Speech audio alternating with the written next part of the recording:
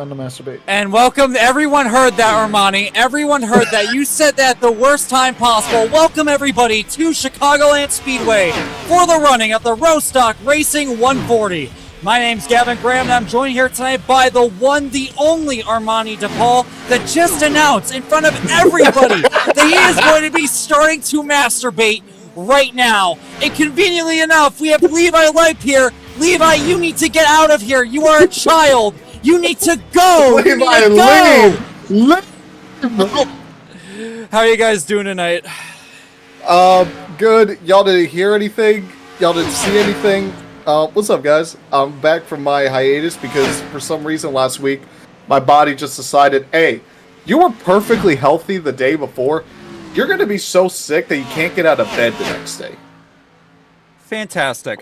We're coming here for the second half of the Chicago doubleheader after a thriller at the Chicago Street Course. What was supposed to be an improbable win for the rookie, Van Drugman, turned sour. A final few restarts led to James Thurston continuing to turn his season around. Second win in a row. The first question I have for you guys tonight is, James Thurston, do you think he can go 3 in a row here tonight? Well, he did win at Charlotte, so that's any indication he knows how to get it done. Obviously, Chicagoland a little bit different than Charlotte, but still a mile and a half. You got a lot of the same things that you got to apply from track to track. So I think he's definitely going to be up there. And I mean, you know, we've been waiting all year long. When is Thurston finally going to get that win? And he's already got back-to-back, so he was one of those top contenders last year. Second in points. I don't see why he can't get win number 3. For sure. Levi? I think he will be out front for most of this race, but this track seems like a track where you need to save your stuff a lot, and I don't know if he's the greatest at that. He's not been the greatest at it this season in the Xfinity car, so I look for him to be up front, but not race-winning pace. Well, one thing I want to talk about is the playoff picture. We are getting closer and closer to playoff time. Just a few races to go before we decide the 10 drivers that are going to be fighting for the title. And there is a big name that we have to talk about, and that is 5th place. Connor Trafari is suspended. First suspension of the season. After his wrecks at Chicago Street Course when he got into it with, I believe it was Justin Rott over there in turn 1 when he lost his cool while battling for, mid-pack. How is that going to shake things up? Well, let me read through the rest of the field for you. Right behind Connor Trafari is Jason Marshall, 26 above the cut line. Connor Ballheiss, 16 above the cut line. Dimitri Mundros, 13 above the cut line. And this is where things get real close. Clinton McDonald, only 6 above the cut line. Chris Lilly, only 5 above the cut line.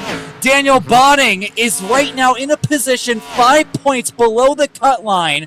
In his 5th season of competition, he can make his first playoff appearance, followed by 2 rookies, Gabe Cazola, Garrett White, and then Jeremy Lewis and Caden Rife. Connor is going to be through hell these next few weeks. What kind of names do you think could take advantage of an opportunity like this? Well, let's see here. I mean, I'm surprised guys like McDonald are kind of, that close to the standings because they've been really fast all season long, or, close to the cut line. Watch the cut line after every cup race on the Daily Downforce YouTube channel. But, I think the thing with Connor is that I think that once you really get down to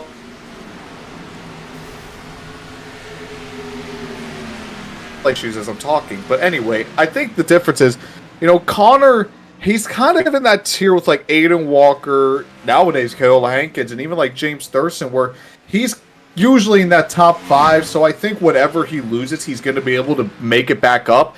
But in terms of guys who can, benefit from it, I mean, Clint McDonald, he's someone who's been up front more consistently. Of course, got that win at Atlanta. Daniel Botting has looked a little more sporty. That's why he's only 5 below the cutoff.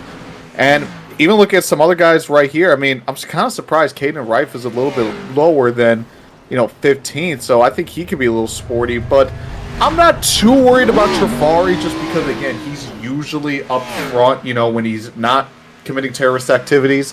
But in terms of guys who can maybe take advantage, in terms of guys on the bottom, I'm going to be looking at the 54 and the 31, but really I just think it's going to allow guys like McDonald, Lilly, and Mundros to just extend their advantage.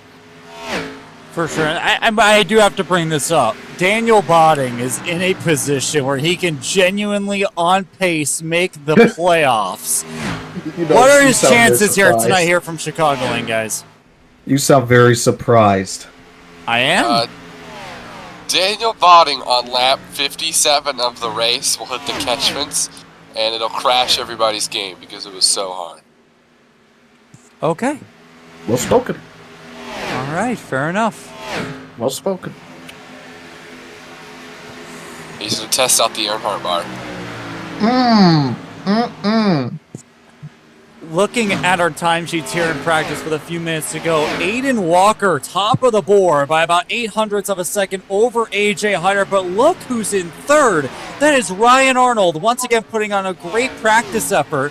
He is right now nowhere near contention to make the playoffs right now. He's had a really rough season, all things considered. Looks like tonight might be a bit of a turnaround there in the number 4. Aiden Arevalo, second week in a row, showing some incredible pace, top 10 run at the Chicago Street Course after what was really could be described as an awful first half of the season. He's looking to turn things around here in the second half. Yeah, Rebel is another one. I mean, he did get a win last year at Talladega, so he knows how to get into victory lane as he goes into the grass in that number 09 car. But again, he's another one, you know, I expect to see him up front. He's not anywhere close to the postseason cutoff right now, but he is. He's 20th. He's 59 back. But that's another guy, you know, that he can kind of just pop off and have that good performance, maybe steal a win and get himself closer to that cut line picture. So there's a lot of guys that I think could really surprise here at Chicagoland. Well, I got to say, we're coming up to Talladega in a few weeks, and if he can continue this forward momentum that he has, there's a small, very small chance that he could be able to point his way into the postseason, but not looking very likely. Right now, he's 5th on the board. And right now, 8th on the board is Van Drugman. Armani, I know you weren't here last week, but Van Drugman put on one of the most dominant performances of the season. The rookie led most laps of the day, took the lead right from the get-go, and it was only a few unfaithful cautions that came out at the end of the race that allowed James Thurston to get ahead, and he didn't look back. Van Drugman's looking to be hungrier for a win and try to take back at least one win here from Illinois before the 2 weeks are over. Yeah, like I said, I wasn't here for Chicago, but I remember that 80 car was up front at Charlotte as well, so he's starting to find his groove here in the ASCA Cup Series. So I think he'll be another contender. Again, I think that 80 is going to compete with the 96 and the 24, your usual contenders. So yeah, I expect to see him up front. Another driver I want to talk about is the number 88. Aiden Robertson is back this week after his suspension from the Chicago Street Course, and we definitely felt as we had a long green flag run towards the middle of the race, but he is back, and I'll tell you what, he's doing pretty good right now. 6th on the board here in practice.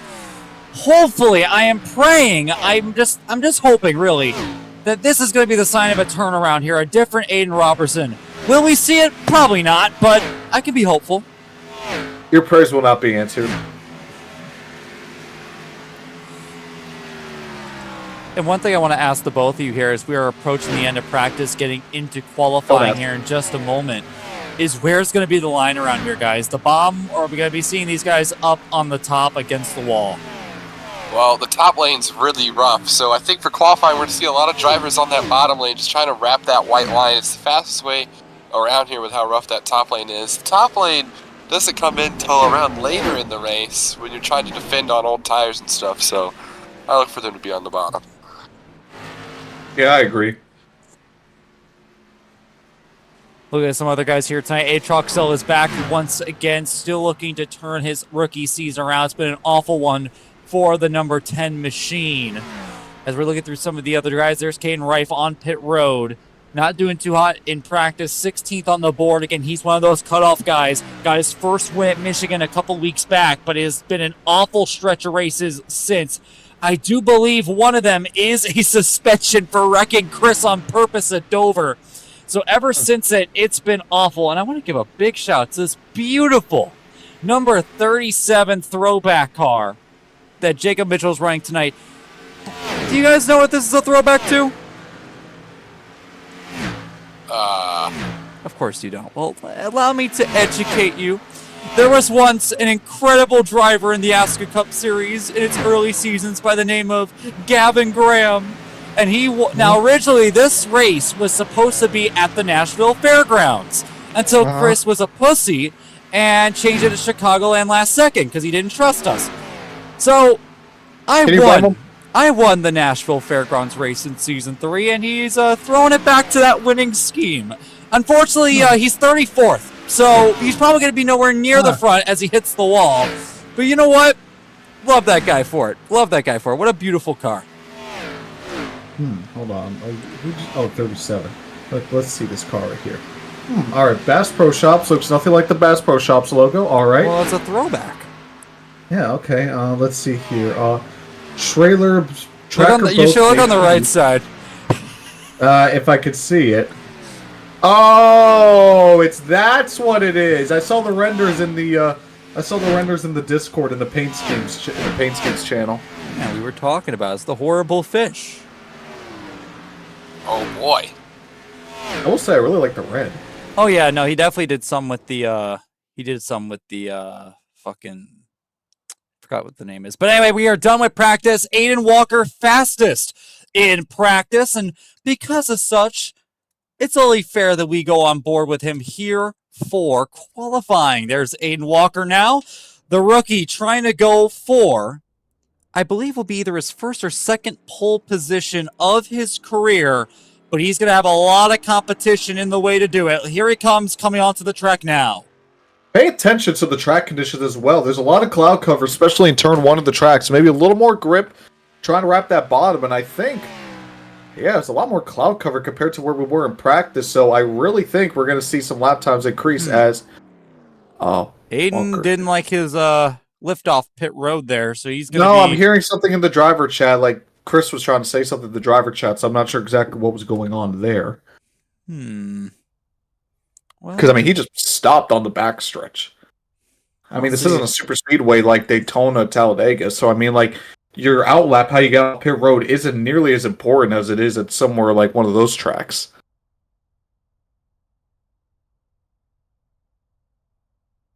Yeah, something's going on. I couldn't hear exactly what Chris was saying, but I don't know if he's changing the track conditions. Hold on.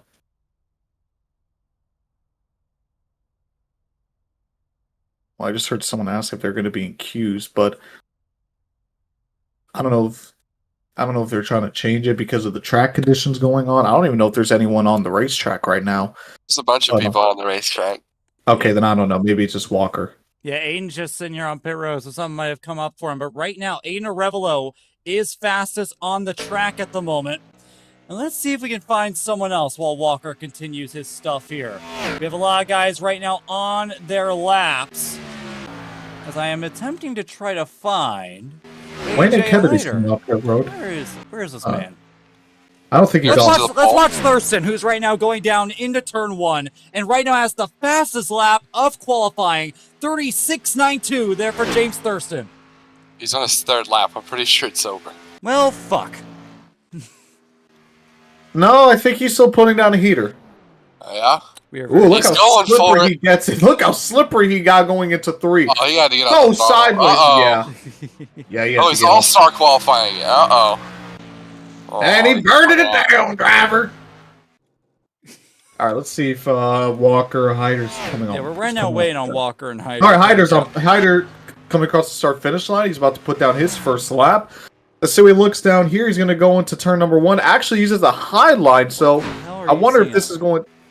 I'm looking at him right now. There I go. I found him. Finally, there's Hyder. Yeah. So he ripped the top in turn 1. I don't know if that's going to be the preferred line, you know, given there's a little more grip with the cloud cover, or if he's going to use this as a heater lap. But let's see. He does the same thing 3 and 4. Got the back end stuck out a little bit going into the corner. And here he comes across the start-finish line. Let's see what this lap looks like. It is a 31.26, so that is most definitely a warm-up lap. And here he goes, going to turn number 1. Kind of in that middle lane, slides up a little bit. But it looks like that high line might be to the advantage, or he's just slow. But Hyder and slow, those two don't go together. See here I'll going tell into ya, turn number I 3. mean, he had a really bad qualifying effort at Chicago. He qualified 10th, and he had an awful race. Finished 9th, was in the back for most of the race. So it's not been a great week so far here in Chicago. As AJ comes across the line, and it's going to be third, but only 800ths off pole. James Thurston once again beating him. And how about Connor Ballheis with an incredible lap, 1/100th of a second off of James Thurston. He's second on the board. And talk about the cut line picture. Ballheis right now above that cut line needed some points, and that's how you do it right there in qualifying. A monster lap. Walker goes to the charts, a 36.23. He's on lap number 2. I think he's trying to extend that gap for that pole position. 7/100ths nearly over the rest of the field. This is so tight right now, but I mean 7/100ths, that's a good chunk. Here, going to turn number 3. Not quite to the bottom line, but still in that bottom lane. And here he comes, coming out turn number 4, across the start-finish lines. Does he go quicker? He does not, but he's on provisional pole for now. Yeah, I mean, we were trying to watch Aiden Walker, and he was going early, but he chose last second to wait it out before he went. A great lap from the rookie, Aiden Walker, trying to get his second win of the season, the second of his career. He's looking like he has the speed to do it, but we've seen speed like this from Walker in the past that he hasn't been able to really translate into race-winning speed, and especially at a track as rough as Chicagoland Speedway. He has a long night ahead of him if he wants to get that second win. Hearing a lot of things from the drivers about turn 4. I mean, I just see 3 drivers in the chat right now just talk about how loose turn 4 is and how squirrely they get. So that's going to be something that a lot of these drivers are going to have to manage, is how they're going to go for corner entry, and that's going to set up corner exit as well, especially in turn 4. I imagine there's going to be Calamity Corner coming to the front stretch. Yeah, you don't want to slide your tires. This track eats up tires. Tire safety is going to be a big deal here tonight if we get on a long run. So don't want to slide the tires too much here tonight.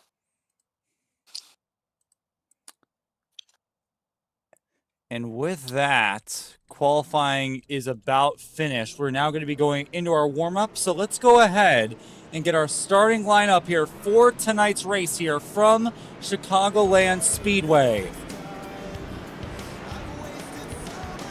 And starting on pole position is going to be Aiden Walker. As I'm trying to set this up, oh my God, what the hell? What the hell? What the hell? I believe in you. There we go. Aiden Walker on pole position with James Thurston alongside. Hold on, I'm good at this. I promise I'm good at this. I'm very good at this. There we go. Aiden Walker on pole position with James Thurston alongside. Connor Ballheis starts in row 2 with Van Trugman, with AJ Hyder and Aiden Arevalo in row 3. Rounding out the top 8 to be Brandon Sampson and Diego Roldan. Moving on to row 5, Ada Robertson and Logan Soley make up that row, followed by Corbin Collins and Jason Marshall. Then it will be Quentin McDonald and Cannon Rife, the one-time winners this season, in row 7, followed by Chris Lilly and Oscar Enriquez. In row 9, we got Robert Uckleberry and Dimitri Mundros, then Jason Gallagher and Nika Savidio. Going outside our top 20 now, we got Dylan Fox and Jason Sumito, followed by Garrett White and Pravin Vijaykumar. Then it'll be Duncan Faw and Ryan Arnold in row 13, followed by Gabe Cazola and Landon Roran in row 14. Miles Davis and Daniel Botting round out the top 30, with Nicholas Budimlik and Abe Troxell behind. Rounding out the rest of the field will be Kayla Hankins, Aiden Smith, Jeremy Lewis, Owen Shabinsky, Emily Callison, Brandon Morris, Wayne A. Kennedy, and Jacob Mitchell round out the field. As for the 1 DNQ, it is Connor Berkey in the 27 not making the field for tonight's race. And with that, it's time for our race predictions. I'm going to bring it over with Armani to start. Armani, who are we seeing in victory lane here tonight? That is good. Putting me on the spot as there's a crash in warm-ups. That sounds about right. You know what?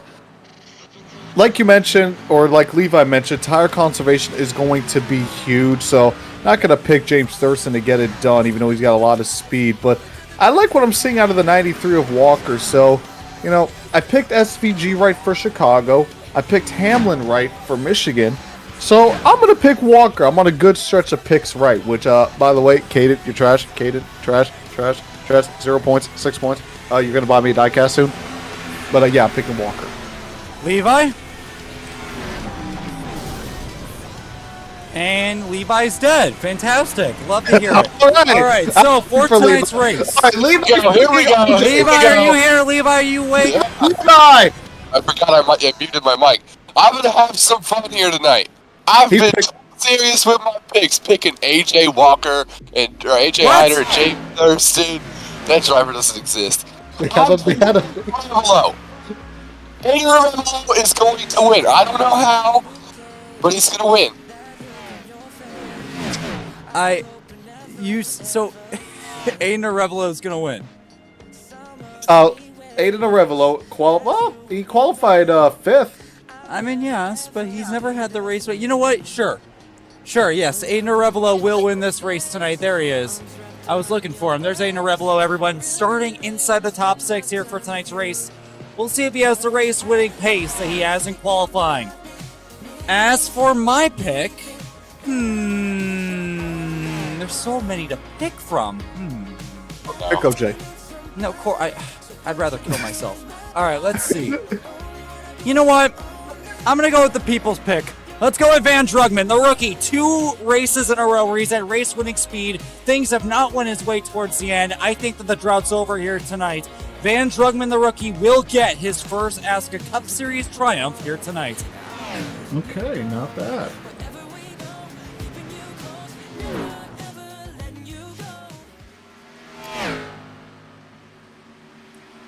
Not a bad pick. I like it.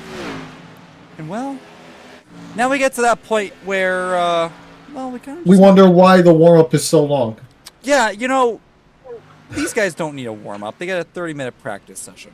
This is the part of the broadcast where we kind of just talk and then we just complained about Chris. Oh yeah, sure. Okay, so anyway, fuck Chris. Hate that guy. Yeah, anyway, dude, he is having a really awful year. Last 6 races, he has gotten involved in a crash. Bro, he's just trying to imitate his favorite driver, Alex Bowman. It makes sense. It does make sense. Run mid, pack, and wreck. Pretty much. Oh and that's why he's on the cut line. On the what? Just like Bowman. On the what? Just like Bowman. You got that right. He's on the what? Say that one more time. He's on the what? Playoff line. We're going to stop saying the cut line. It's getting annoying. Say the It's what? be a blacklisted word for the next broadcast. A big shout here to Logan Sully, 2-time ASCA Cup Series champion. He has really turned around his performance in the iRacing era. We saw him over at Charlotte 2 weeks ago, inside the top 10 all night long. Top 10 qualifying ever for the 58. He's looking to put another top 10 down this season. There's a lot of commotion in the audio right now. Thurston is angry. Troxel is just he's just speaking noises. Drugman and Walker, they're beating and banging like it's Kyle Busch and Kyle Larson. I'm going to use this time to play Wordle. Dude, it's such a dumb word. It is such a stupid word today, the fucking Wordle. Everyone, listen to Gavin rant about Wordle. The word Dude, Wordle. it's fucking bullshit. No, it was like fucking, I forgot what it was today. Some stupid fucking word that no one ever uses, dude. Alright, I'm going to do audio first to get a bunch of vowels. Oh, great. That's absolutely 0 letters. Yeah, exactly. That's what I'm talking about. Dude, I'm going to use... No, and everyone's always... No, because everyone's always like, oh, Gavin's bad at Wordle. Fuck you. Oh. Alright, I've got an E. What could this be? Wow. I wonder what you could use with an E. See, I already forgot what the word is. That's how dumb it is. It's such a bad word. It's not e-bike. Okay. Well, this is not going to be easy. Here, we might as well just get the Owen Shabinsky shot out of the way before he crashes later. You know, I promised Owen I'd stop bullying him, but I might have to take that back. Okay, well, this is going horrible. What did I miss? Gavin complaining about Wordle again? Yes, dude, I don't know what's going on lately. These words, dude. It's like, fucking... Bro, I got ghost so quickly the other day because I put my first word as goths. I just had to rearrange the letters. I got all 5 of them in the first word. I just had to rearrange them. Oh boy. That's what I'm gonna put in. Like Wordle Well, is I'm gonna just put in fake. I'm gonna put in a shameless plug. Oh no. I'm officially a credited writer in a magazine. Is that right? Yes. Good for you. 50 states of short tracks. So if y'all want to support your short tracks, go buy 50 States of Short Tracks magazine on dailydownforce.com. And how much money did the Daily Downforce pay us for that? None. I just feel like saying it. Well, I guess I'm gonna have you to... see, I'm a writer, so I want to expose that I'm a writer. Yeah, but like, how much did you pay for that little thing right there? I paid enough. Yeah, fuck You Wordle. didn't, you didn't pay anything. I paid in Wordle. Here, I'm gonna give you a real ad read with a sponsor that actually paid. Hey, are you thirsty? Are you thirsty for Thurston? Then head on over to your local Circle K 99-cent Polar Pops. Even you can relish that thirst you have for James Thurston to go 3 for 3 tonight. Any size, all at the same price. And make sure to get yourself a bag of Andy Caps or a Slim Jim for under $1 when you get a Polar Pop. You know what, Wordle? You could suck my dick. I agree. What a horrible word. Agree. Yeah, it's a really You know dumb what? word. Okay, so Gavin, if we're talking about paid advertisement, I did technically pay sponsorship for the cut line. So I paid for the cut line. You paid for the cut line. I did. Okay, so you know what? You know what? What? You're talking so loud that you're cutting out. No one can hear you. There's another rumor I want to have. You are still yelling. You are cutting out. You are yelling so loud that you are cutting out right now. Anyway, rumor. So, if you look over in turns 3 and 4, you're gonna find Aiden Smith and his little minion, Brandon Morris. So, little story about this. Aiden Smith, right there. We're watching him. Right? He peer pressured this poor boy. Oh, Jesus fuck! I love ASCA. He peer pressured this poor boy, Brandon Morris, to run a Popeye scheme in his image. That's what he did. He did that. Aiden Smith peer pressured that poor boy.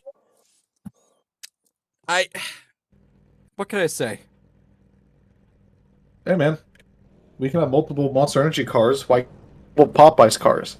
Monster Energy cars could be so cool if they would just run different flavors. All right, chat, go ahead and put your predictions into the chat right about now. Who do you want to see in victory lane for tonight's RoStock Racing 140? We put in our picks, time to put in yours. Yep. Anyway, monster cars could be tough if they just use different flavors. There could be a white monster, pink monster, whatever. If you drink 15 monster, other monsters. I hope you die.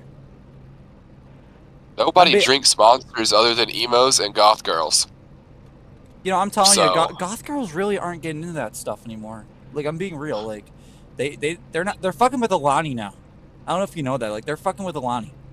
Is that right? The Monster Energy epidemic is dying. Nobody likes Monster Energy anymore. I think people are realizing that Monster tastes like utter shit. I think that's a part of it. That's one big part of it. How many people are listening to all this crap? 14 right now. Let's see what according to Jordy, you are the better commentator, Gavin.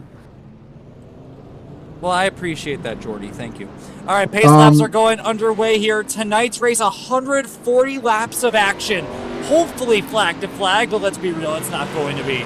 And we're going to be in for an incredible night of action. Last time you were here at Chicagoland Speedway, it was a clash between champions, or I should say soon-to-be champion, versus one of the masters. Chris Lilly, AJ Hyder went wheel-to-wheel late in this race for the victory. No surprise, Hyder went home with the win that day en route to his incredible playoff run last season. But this could be a change here in someone's season. How about Van Drugman coming in tonight? 2 for 2 for races that he should have won, but things didn't go his way. He has a chance of turning things around tonight. Connor Ballheit's coming here above the cut line, trying to protect and get into the playoffs in his rookie season. And up front, you got two men hungry to hunt Hyder down with Aiden Walker and James Thurston. And Hyder has to get by all of that traffic, starting back with 5th, with Aiden Arevalo with a late season resurgence on his outside.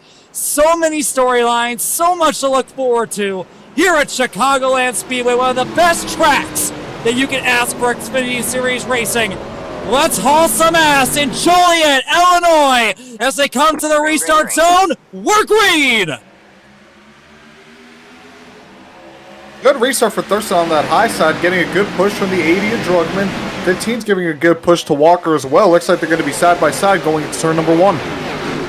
Yep, side by side into 1. Thurston up the track a little bit. Walker might be clear here on the exit. There's a bit of a disconnect there in the mid-pack. Side by side throughout the whole field down the back straightaway.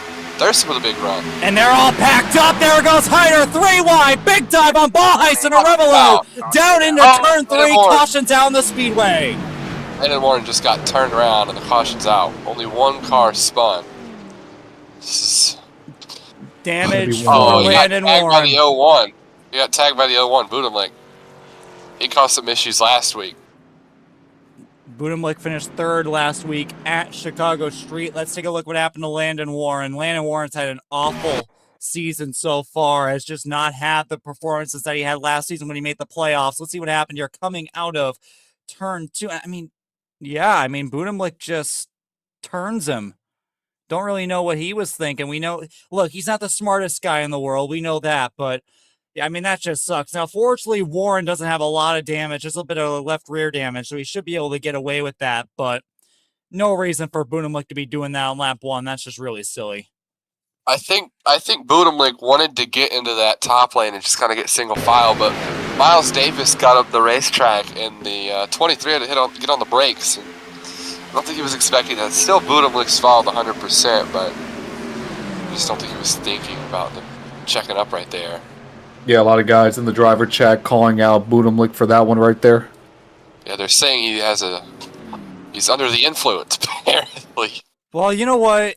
It's Nicholas Budimlik. That is actually fully in character for him to be doing that. So if that is true, I do hope that they plan on getting him out of here sooner rather than later, as Warren and Budimlik are going to come into the pits to go ahead and repair their damage. A few other guys in the back coming in as well. But very early on, I was talking about that cushion that Hyder had.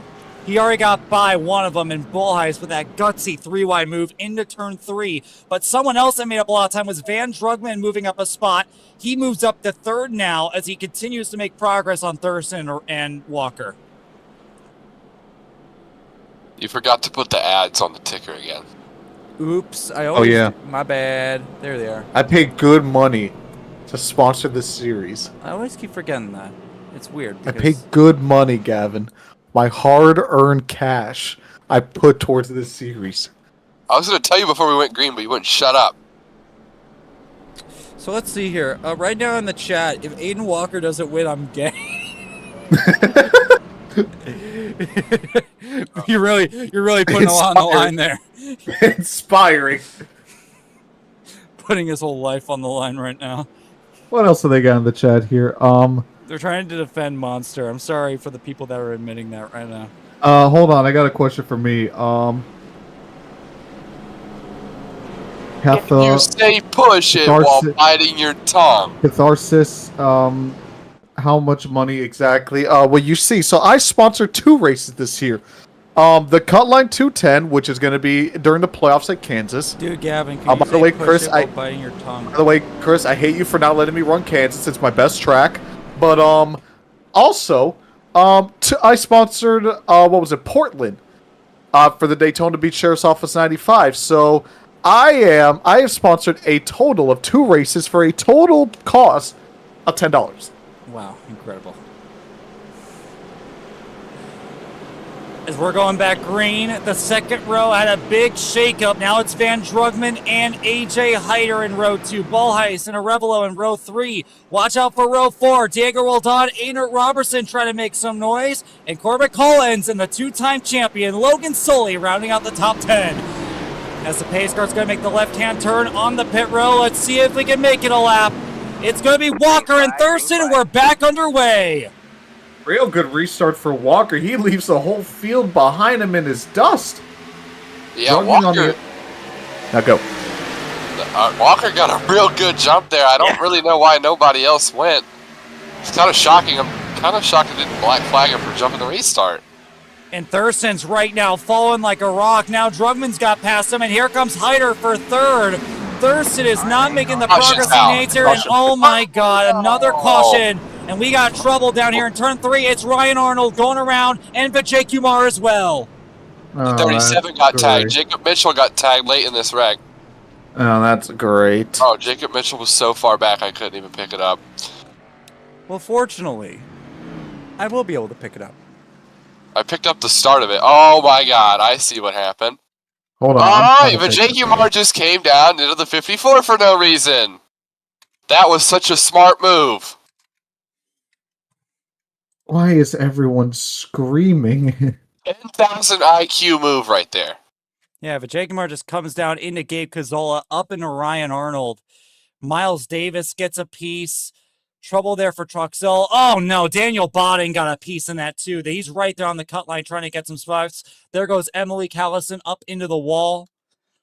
And yeah, Jacob Mitchell gets tagged right there at the end of it. And oh my god, the 56 of Oscar Enriquez almost destroyed Jacob Mitchell. Made a last second maneuver to avoid him.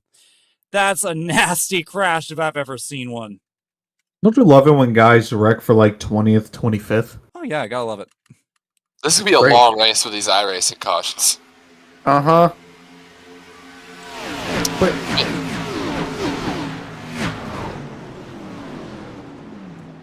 so they're saying they're giving Prov the EOL.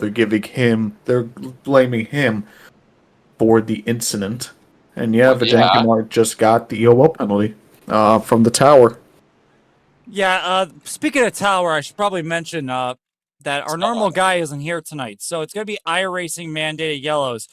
I'm assuming Chris is the one that's making these calls, which we'll see how effective that is tonight because, well, he's, you know, on the track. I don't know why. Like, I think Trafari's in the tower, so I don't know why they just is that don't. right? I didn't know that. I think so. Well, if that's the That's case, then what I'm hearing. I mean, hey, if anyone should be in the tower, it's someone that knows, you know, the difference between an accident and intentional wreck, like Connor. So Yeah, he's, that's 'cause he's Connor the does expert know. on this stuff, not me. Exactly. So unfortunately, it's been an awful start to this race. 2 crashes down the back straightaway. These guys can't handle a slight turn to the left, apparently. So I'm a little bit disappointed. Oh, don't worry. At least we're getting the back markers out of here quick, I guess. Yeah, don't worry. I've seen wrecks in fixed races where they can't even get past the start-finish line, and it's really annoying. So we'll be Some coming people back here. shot. We'll be coming back here on lap 9 of 140 here. So again, we What have is not going on had in a rows 3 and single 4? green flag race yet.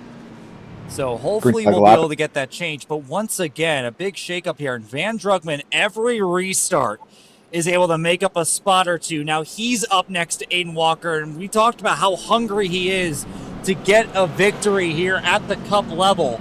Just in his few starts already, he has shown some incredible speed that not even people like Hyder can keep up with. We'll see what he can do against Walker here on this restart.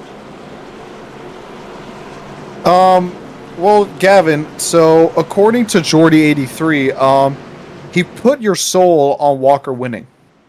Is that right? Yeah. Well, that's funny because Well, I'm ginger. Oh, And I I'll don't do have the same one. thing. On your soul, Well, I don't. Well, I don't have a Aiden soul. Reblo's winning. Oh, okay. Yeah, that's a little weird. I don't know, but we'll talk about that later. We have racing to go back to. It's gonna be Walker and Druckmann now on the front row, and wait for it. Walker is up and away. We're back under green. Another good restart from Walker, and the inside line anticipated pretty well, but Drugman was just left out to dust. He's going to be passed by Hyder. It looks like he's even going to be passed by the 09 here. Yeah, the 24 is going to be right on the back bumper of the 93 coming off of turn 2 here this time. So they're side by side for third place. Let's see if they can make it cleanly down the back straightaway. And how about Aiden Arevalo? Incredible speed here in Illinois throughout these last 2 weeks. Ran inside the top 10 at Chicago Street Course. He's going for third now here at Chicagoland Speedway. And we're going to complete the first lap of the night. And there goes Thurston 3 wide for third.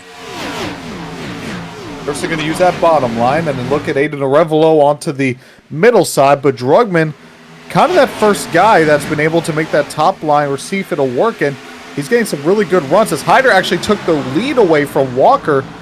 While we were talking about the battle for third, the battle for the lead just ended and the 24 is now up front. He's going to have a big run up off the corner. Going to switch back to the inside of the 09. Caution's out. Oh my. I don't really know why.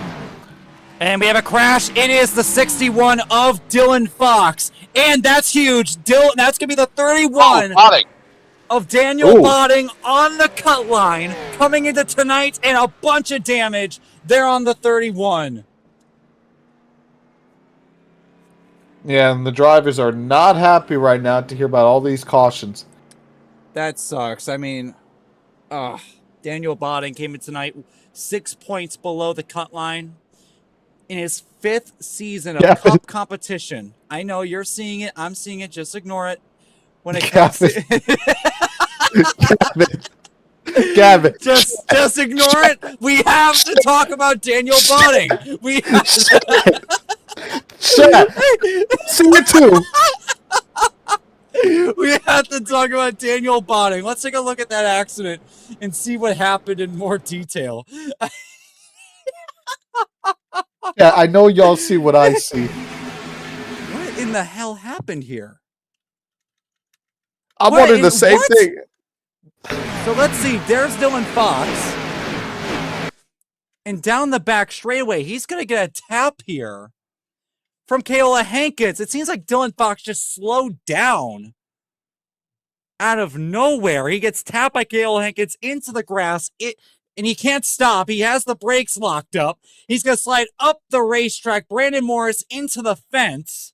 And here comes Daniel Botting with a horrific hit to the rear of Dylan Fox. And they're both going up into smoke. Both of their races are surely over after that one. Well, we got one lap. Whoa. This is going to be like Bristol all over again. I'm wondering, did Dylan Fox just slow? Yeah, Dylan Fox just slowed down the straightaway. Hearing in the chat that, Dylan basically checked up. He brake checked everyone. He said he did it because they were 3 wide. I don't know why, if you're going to brake at any part of the track, it would be on the back stretch, but okay. Yeah, I mean, it's just a little silly in my opinion, but... Now, Gavin, we have to talk about it. What? We have to talk about it. What? Talk about what? You know what? I don't know what you're on about. Levi, are you watching the stream? Yeah. Oh, you why? Yeah. Chat. Okay, so I have some explaining to do. Most definitely. So, I couldn't really come up with a interesting stat for Dylan. He kind of sucks, so I had to get creative. Oh, so that's your definition of creative? Yeah. Oh, well, you have a very wide open mind. I do. Thank you, guys. I really appreciate your support. Congratulations, Dylan.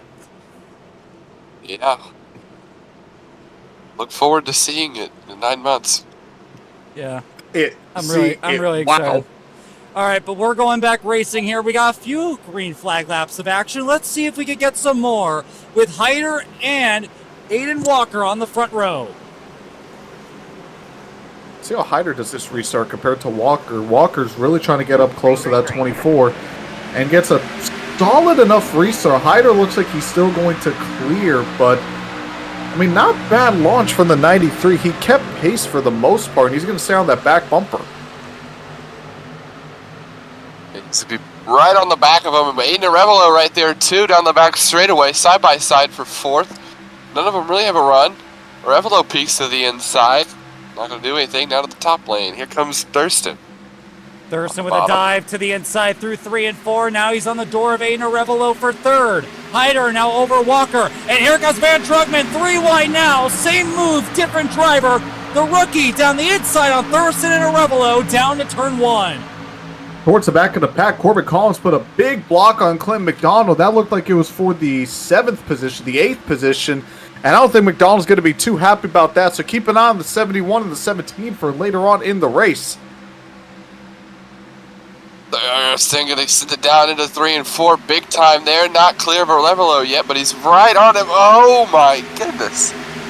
knocked down the wall. Yeah, Rebel hit the wall there coming out of turn 4. That's how hard he's trying to push the car, but he's going to have to give it up. As James Thurston from 3rd, now trying to go to 2nd, but Walker's blocking the inside line. Here comes a Rebel who has to check up as Thurston puts the block coming out of turn 2. That will allow Drugman to have a look to the inside, down into turn 3 for 3rd. That was Pretty cool. very... Go ahead. I was going to say, it's a pretty neat battle here for the 2nd spot. They're about to go 3 wide with Drugman on the inside, all the way down to the apron. Thurston, he's got the quarter panel onto the Walker. I don't know why my brain just went fart right there. But speaking of Thurston on the high side, look at him rip the top right there, making it work. As it looks like we got a lap car down on the apron.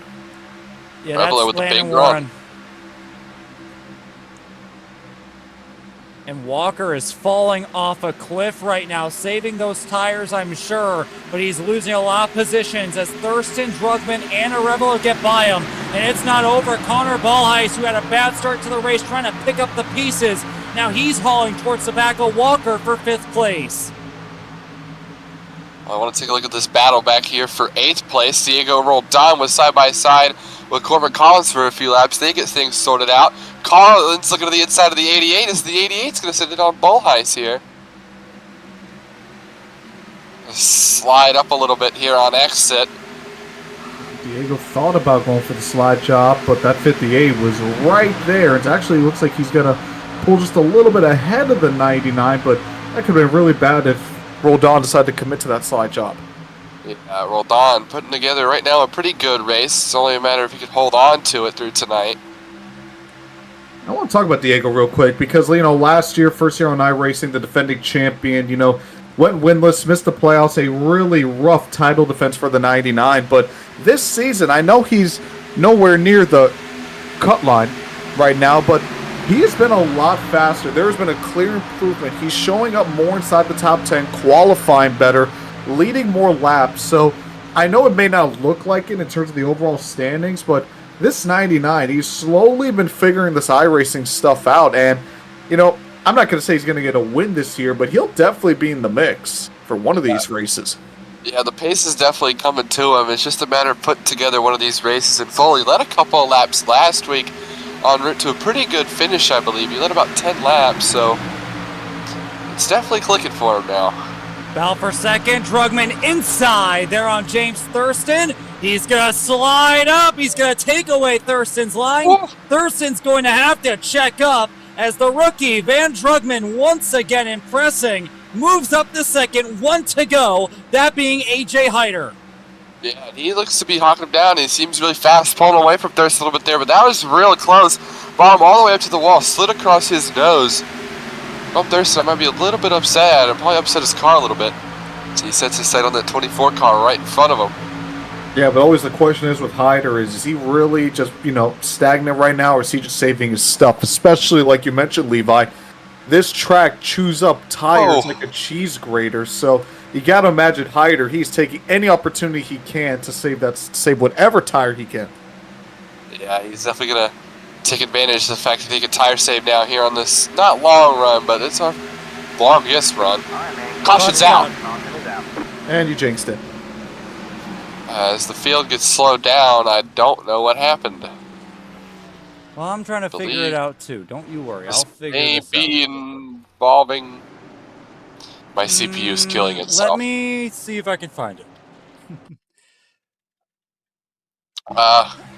See, what I like to do is just watch the pace car and then... Oh, hold on. Oh, yep, I found it. I think I found our culprit.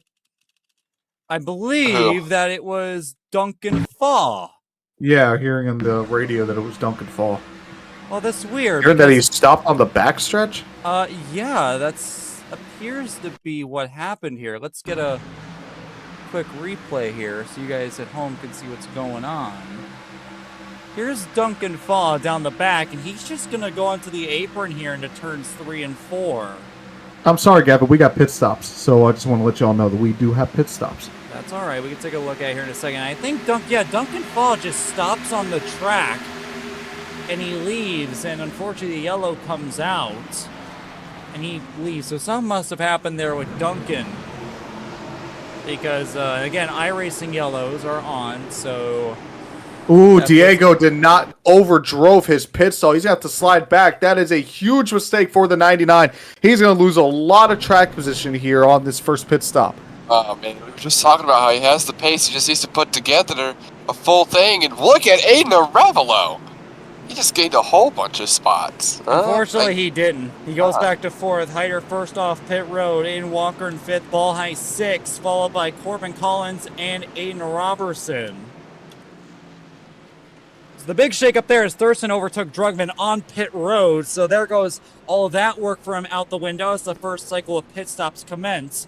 But one driver, I should say three, have chosen to stay out. That being Nicholas Budimlik, Dimitri Mundros, and Jacob Mitchell. Oh, That's great. interesting. So Mitchell's coming in Mundros this time, and that'll make it two. Well, that's interesting. Well, let me ask you this. Why would you stay out at a time like this, 24 laps into this race? The only thing I can think of is they're thinking that we're going to get a late caution, so they want to have a tire set compared to everyone else. So late caution, especially if it's after a long run, you put some tires on, you got an advantage no one else does. So it's kind of like what happened at Michigan. Remember, everyone who was on those fresh set of tires, they just blazed through the field. So I imagine it's something similar to that. And, you know, it's early on in the race. We've been having cautions left and right. So I don't hate the strategy, but again, you know, you're on old tires. It's never ideal. And when it comes to Dimitri Mundros, Dimitri's one of those guys who's had a really rough last few races. It's been awful for him. He went from second in the points. I don't know where he is now, but he's eighth. Yeah, he's 13 right points. there. He's right there on that cut line coming into tonight. So he needs points. And if he thinks that this is going to be the way to do it, get that extra set out of the way now, save it for later, take advantage of it late in this race when everyone's tires are heated up and burn apart, then maybe that's going to be what's going to help him make the playoffs for the first time in his career after missing it in his rookie season. It's going to be Nicholas Budimlik and Dimitri Mundros on the front row as we come to lap 26 with Hyder and Thurston right behind. This should be interesting. Green, green, green. And green flag's back in the air. Big checkup. And fortunately, everybody is going to avoid making contact. Connor Ballheis immediately to the outside. 3 wide on Arevalo and Walker as Hyder goes to the inside down to turn 1.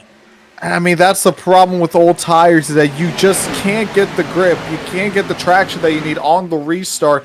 And you saw the checkup. Credit to everyone for actually holding it together and not causing a massive pileup. But you are just seeing everyone dropping like a rock. The 01, I'm looking at him right now. He is falling as he's in the wall. And that was, I know Levi saw it, Aiden Arevalo contact with James Thurston, knocking him high. Thurston falling near the end of the top 10 now. Hey, Thurston, not gonna be happy. Side by side for third, Walker and Arevalo, while right behind, that's Aiden Robertson back from his suspension watching on with Corbin Collins and Connor Ballheis right ahead of him. Arevalo making some enemies here early on in this race. Walker trying to recover, started on pole position, and then kind of fell to the back half of the top Big 5. crash! Front straightaway, Nicholas Budimlik, Garrett White, Abe Troxell, and Miles Davis all piling into the fence. Oh, And that was a horrific wreck, guys, on the front straightaway. And the strategy, that's what Armani was talking about, being on those older tires. It causes problems, especially on these restarts. that 10 car had a horrible hit. Look at how fast that thing whipped around when it hit the wall. Oh my goodness, got up in the air. Thought that thing was going to go over. And watch, yeah, Budimlik is just out of control. And oh no, that's Garrett White. Garrett White got loose coming out of turn 4. He turns into Budimlik down the track in the Troxell, and here comes Miles Davis hard into the wall.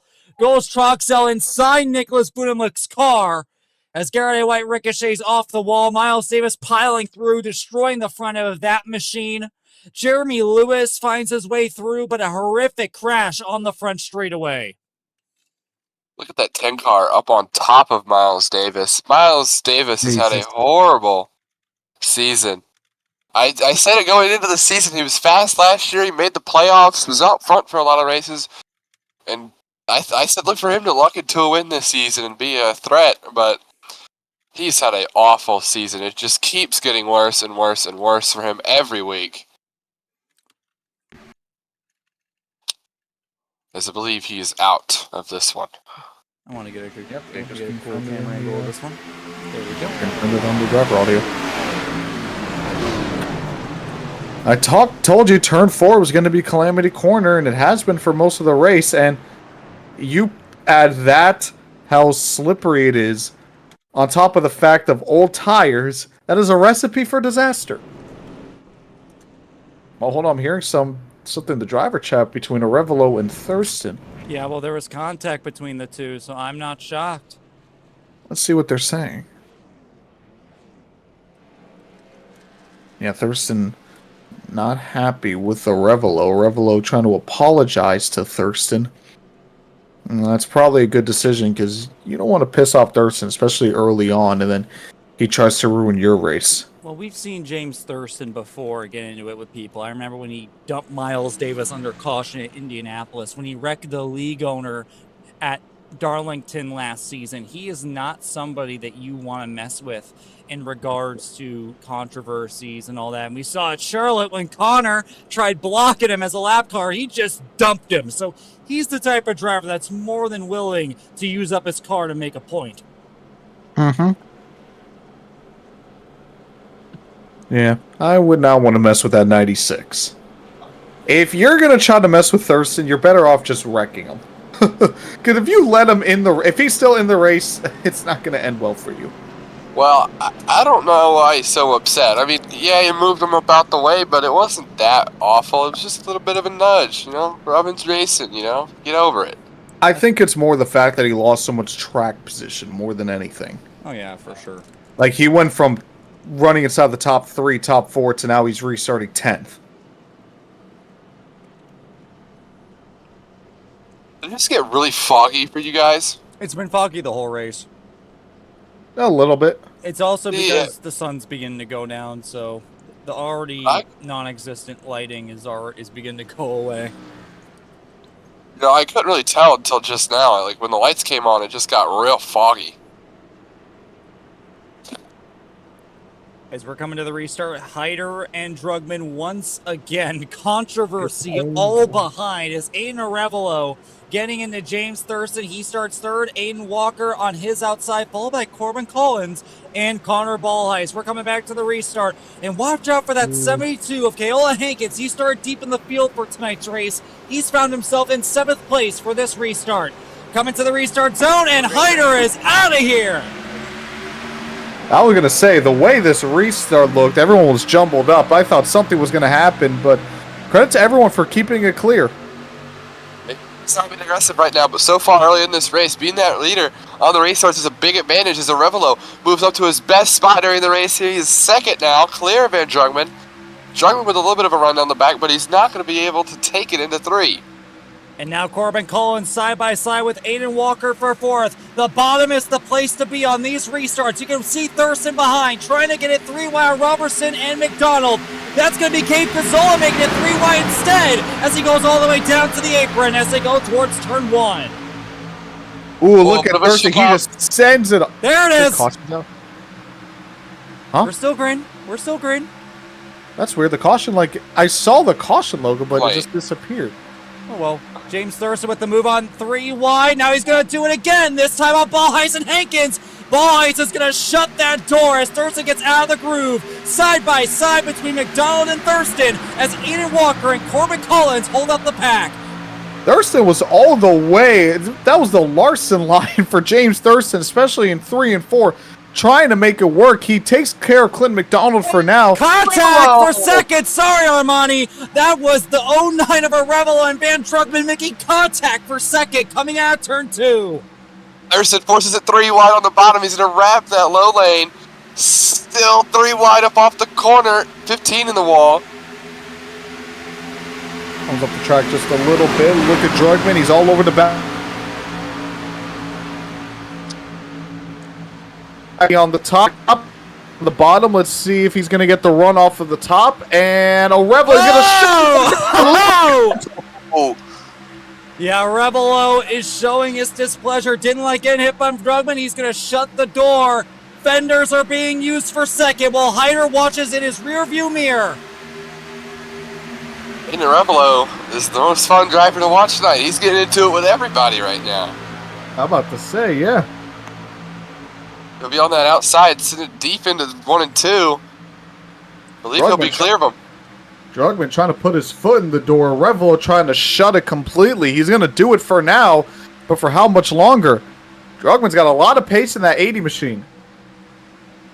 And again, Hyder is loving this right now, Armani. He can just sit Oh, back, absolutely. relax, save those tires. I mean, they're tension on him, but because he's just taking it so easy right now, because he knows that Revelo and Drugman are pissed off at each other, and they're mere miles away from wrecking each other at this point.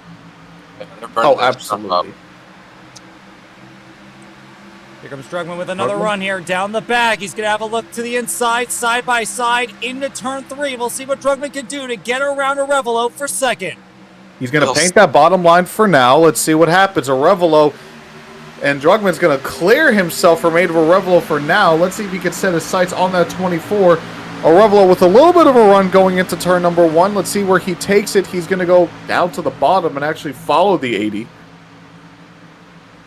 Is that the 71 ripping the high side for 5th? It is. That and he's is. holding up James Thurston, conveniently enough. Oh, fantastic. And it looks like his next victim, it looks like it's going to be Walker. Walker's slow right now. He's just holding up this whole group of cars. Look at this line that he's holding up right now. That's about, what, 10 cars? No, about a dozen cars to be exact. Yeah. We've seen this a lot from Walker in the last couple of weeks, as he starts out with pace, but as the race keeps going on, he just keeps falling back and falling back the whole time. You can't put it all together.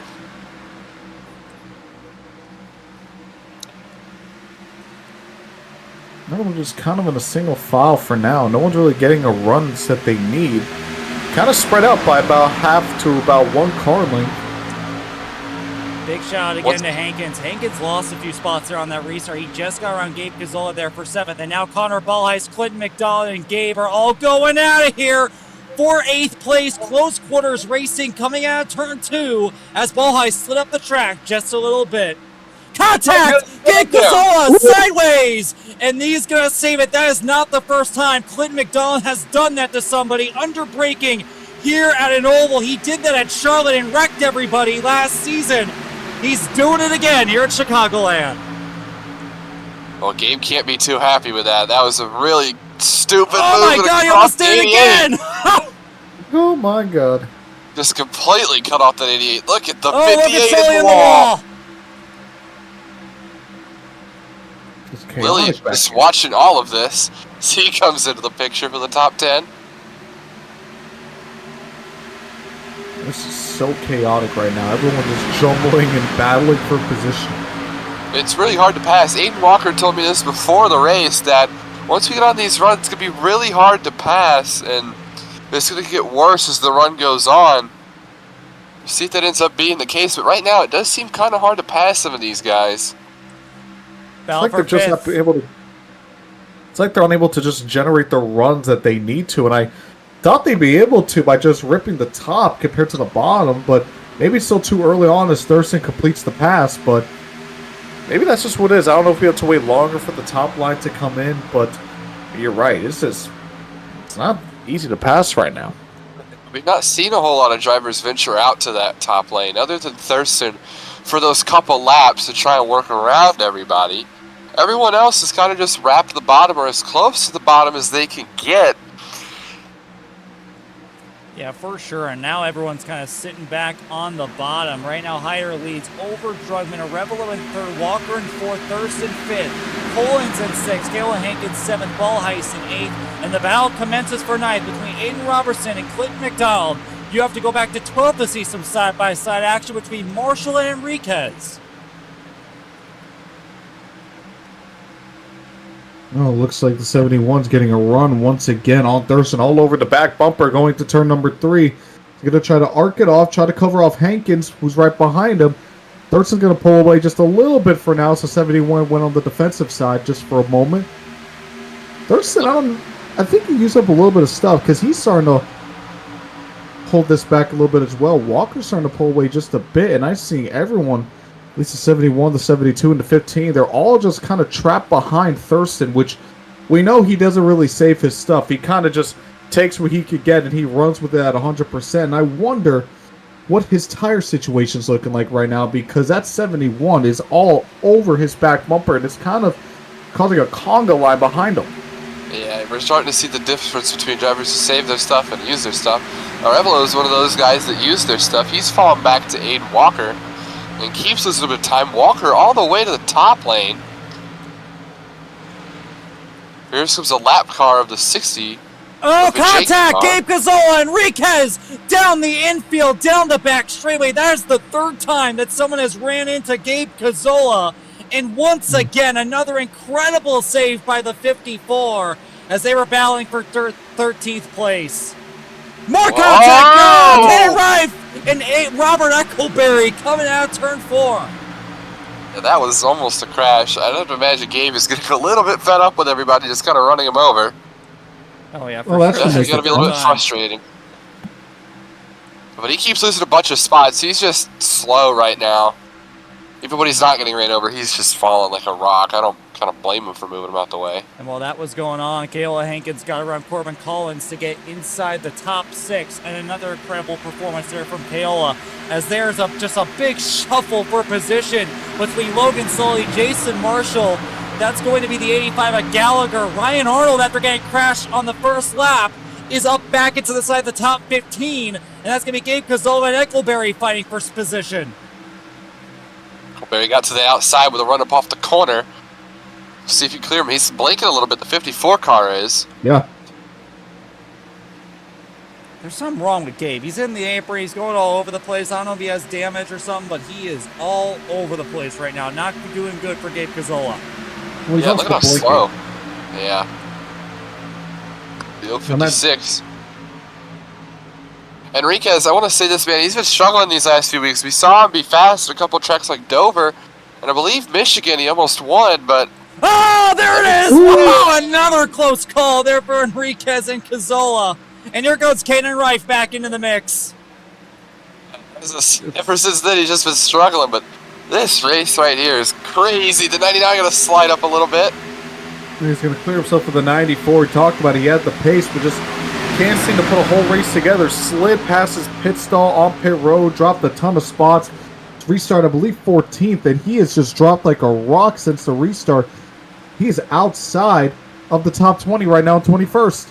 Yeah, well, with how hard it is to pass right here, you know, keeping that track position is going to be important throughout the night if it stays like this, because right now this is about the only place they're able to pass, and even then it's kind of hard.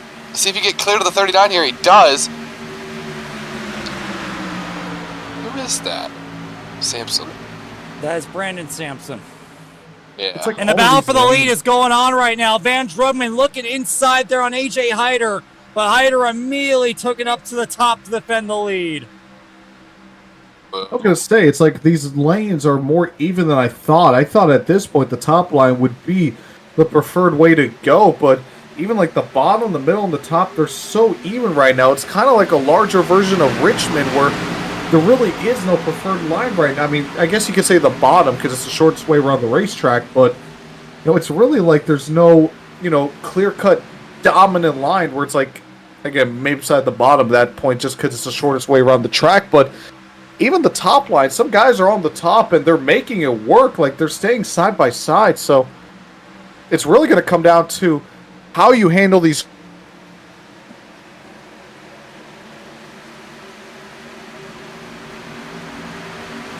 Well, that's going on. Diego Roldan continuing to make up spots. He just got around Caden Reif. Caden Reif trying to eke it to the outside, but Roldan's going to block that. He is stuck outside the top 20. Not outside the top 20, in the top 19 right now. He is struggling to make up spots. Caden Reif coming back with a run here for 19th place. Everyone's just so close together.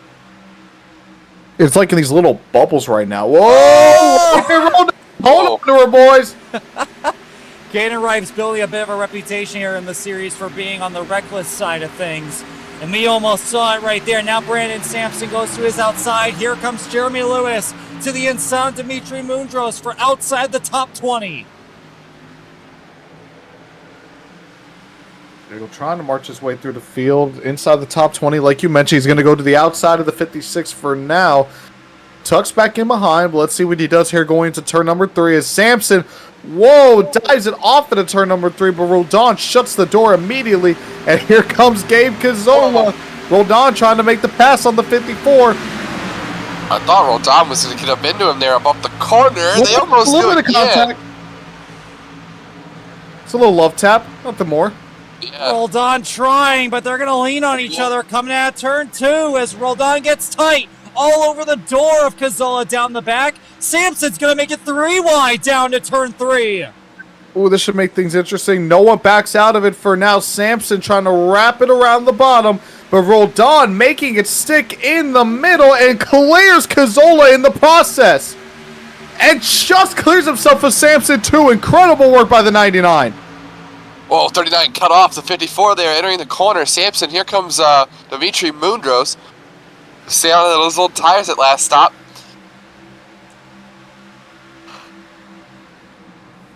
All Roldan is trying to do is just get by.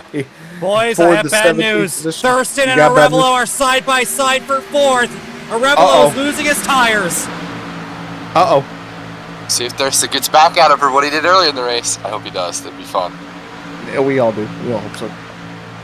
Yeah, Arevalo is starting to fall back. We know that he was pushing his stuff a lot. He doesn't have that raw pace that a lot of these drivers have. Still a great effort, but he's going to start falling back here. Here comes Thurston. And to the inside he goes, side by side between Arevalo and Thurston as they go through the middle of 3 and 4. And Arevalo is just going to give it up. Smart move there from the 09. What? Now he's going to be under threat from Keola Hankins. Yeah, I mean, this race isn't just about all speed, about which line you run. It's all about that tire wear, too. This is one of the roughest racetracks that we go all season long. And it's so important to make sure that you take care of your tires, especially during a long run like this. I think that's why you're seeing AJ Hyder and Van Drugman just sticking together. Neither of them really making an effort to get around the other or defend from the other right now. They're both just protecting their position, protecting their tires, running the bottom, knowing that nobody can catch them right now. Could that be why everyone's just ripping the bottom right now, too? Because they're just all trying to save their tires. That's a part of it, for sure. The moment you start running that top is when those tires start to fall away. That's why Arevalo's falling back so much, because he used the top so much to defend his position. Yeah, and the top lane is the roughest lane there is, so it eats at those tires really quickly. And now the battle becomes the battle for 5th. Arevalo holding on as much as possible, but it will only be a matter of time before Hankins makes the look to the inside. Here for position with Corbin Collins right behind.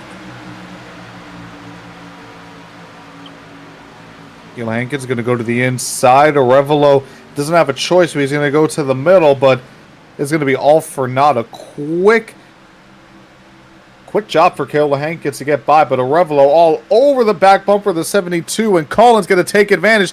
He's going to take a peek to the inside of Arevalo. Not going to be able to clear him here up off the corner. Arevalo fighting back on that outside lane. As he'll clear Collins. Or, not Collins. Yeah, Collins. Yeah, Arevalo did go ahead and actually defend that one, which was shocking. I didn't expect him to do all that. Right behind, Aiden Robertson on the move, trying to get around Ballheist, but Ballheist running the defensive line in the middle. It's going to force the 8 to sit tight right now in 9th place. As the battle continues for 6th place, now it's going to be Corbin Collins' chance here to try to get around Arevalo, setting up a pass here, coming out of turn 4.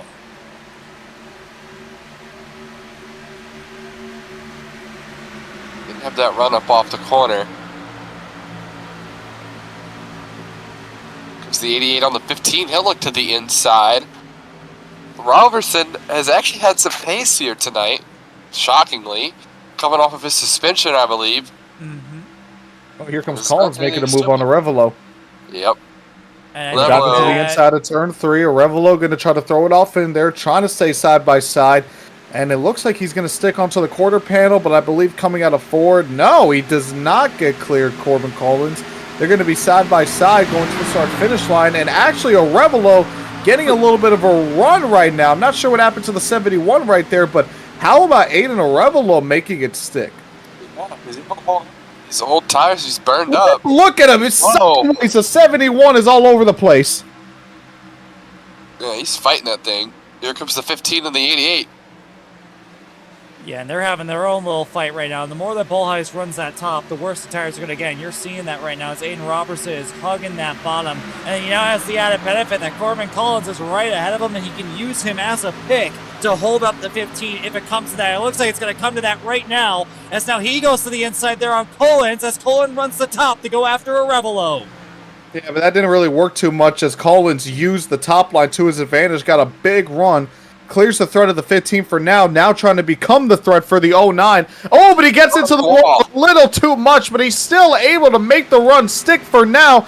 A Revelo is going to clear, but Collins has a run once again, coming to the start-finish line. So he's trying to side jet this quarter panel to drag him back here into 1 and 2. Gonna enter top again. Don't want to stay up there too long.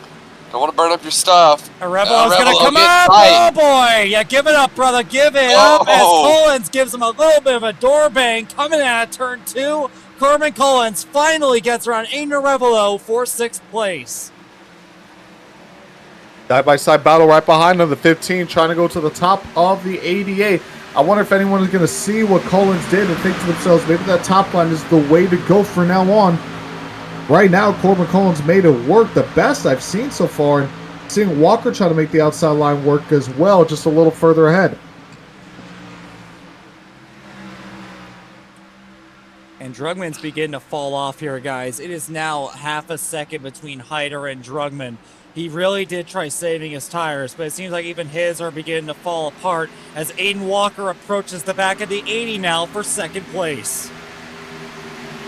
I mentioned it before, Levi, how he kind of just drops off as the run goes on. I think that's just him able to save his equipment. But again, it's so hard to pass here at Chicagoland that he's able to maintain that position despite bobbling up the rest of the field. And by the time everyone gets spreads out and the tire wear really starts to fall off, that 93 has an advantage, and that's why he's able to pull away. And he's right now reeling in the 80 right now. Yeah, he's definitely saved his stuff the most. He might be the fastest car as Van Drugman is going to hit pit road this time. Ooh, he was really fast on pit road. I wonder if he's going to get caught speeding. I don't believe he's brought anyone with him so far. Yeah, no, everybody else stays out on the track. Well, that's interesting. Yeah, well, I think that he realizes that, hey, I'm not going to be able to be Hyder at this pace. I lost my tire wear. I might as well come in and try something a little different. Again, he's hungry. He wants a win. He knows that he deserved one last week at the street course. He's trying to get one in the oval now. No one coming on the pit road again. Yeah, still everybody going to stay out, so a little bit of an interesting call here, pitting the earliest out of everybody. And Levi brought this up earlier, but Aiden Robertson showing in some incredible late run speed as he's to the inside of Corbin Collins now for 5th place. He has done a great job saving his stuff, and he continues to save his stuff running the bottom, while Collins is now forced to run the top. And we've seen him hit the wall twice now as he's really pushing that car to the wicked edge. Look at Glenn McDonald. He's going to clear Connor Ballheis in that 15 car. Got Glenn McDonald working his way through the field as well. First time we've heard his name in a while. But with that win at Atlanta, he is still only 6 points to the good.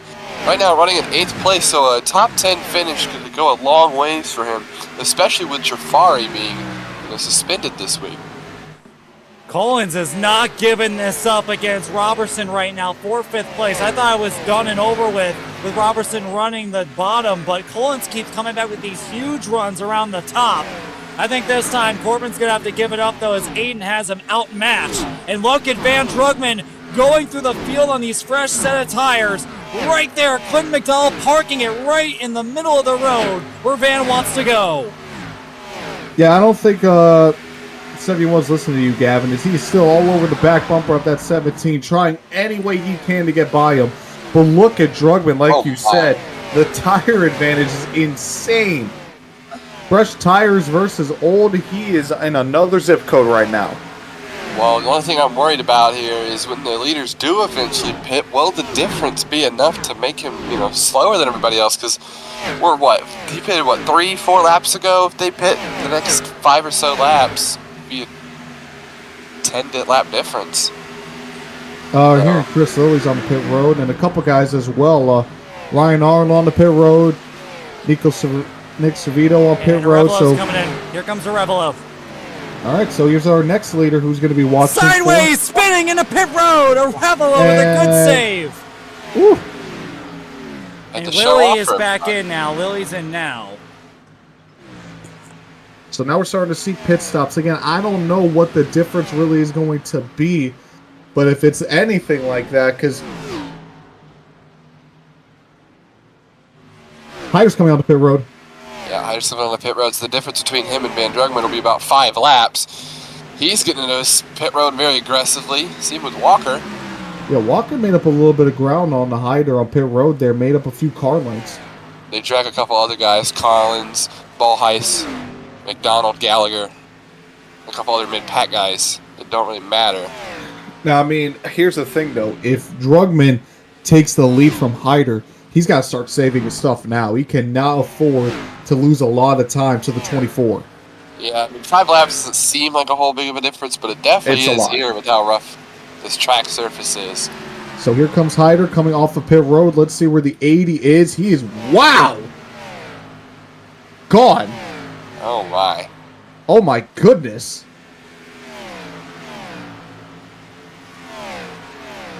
So Drugman's on the backstretch right now. Meanwhile, Hyder,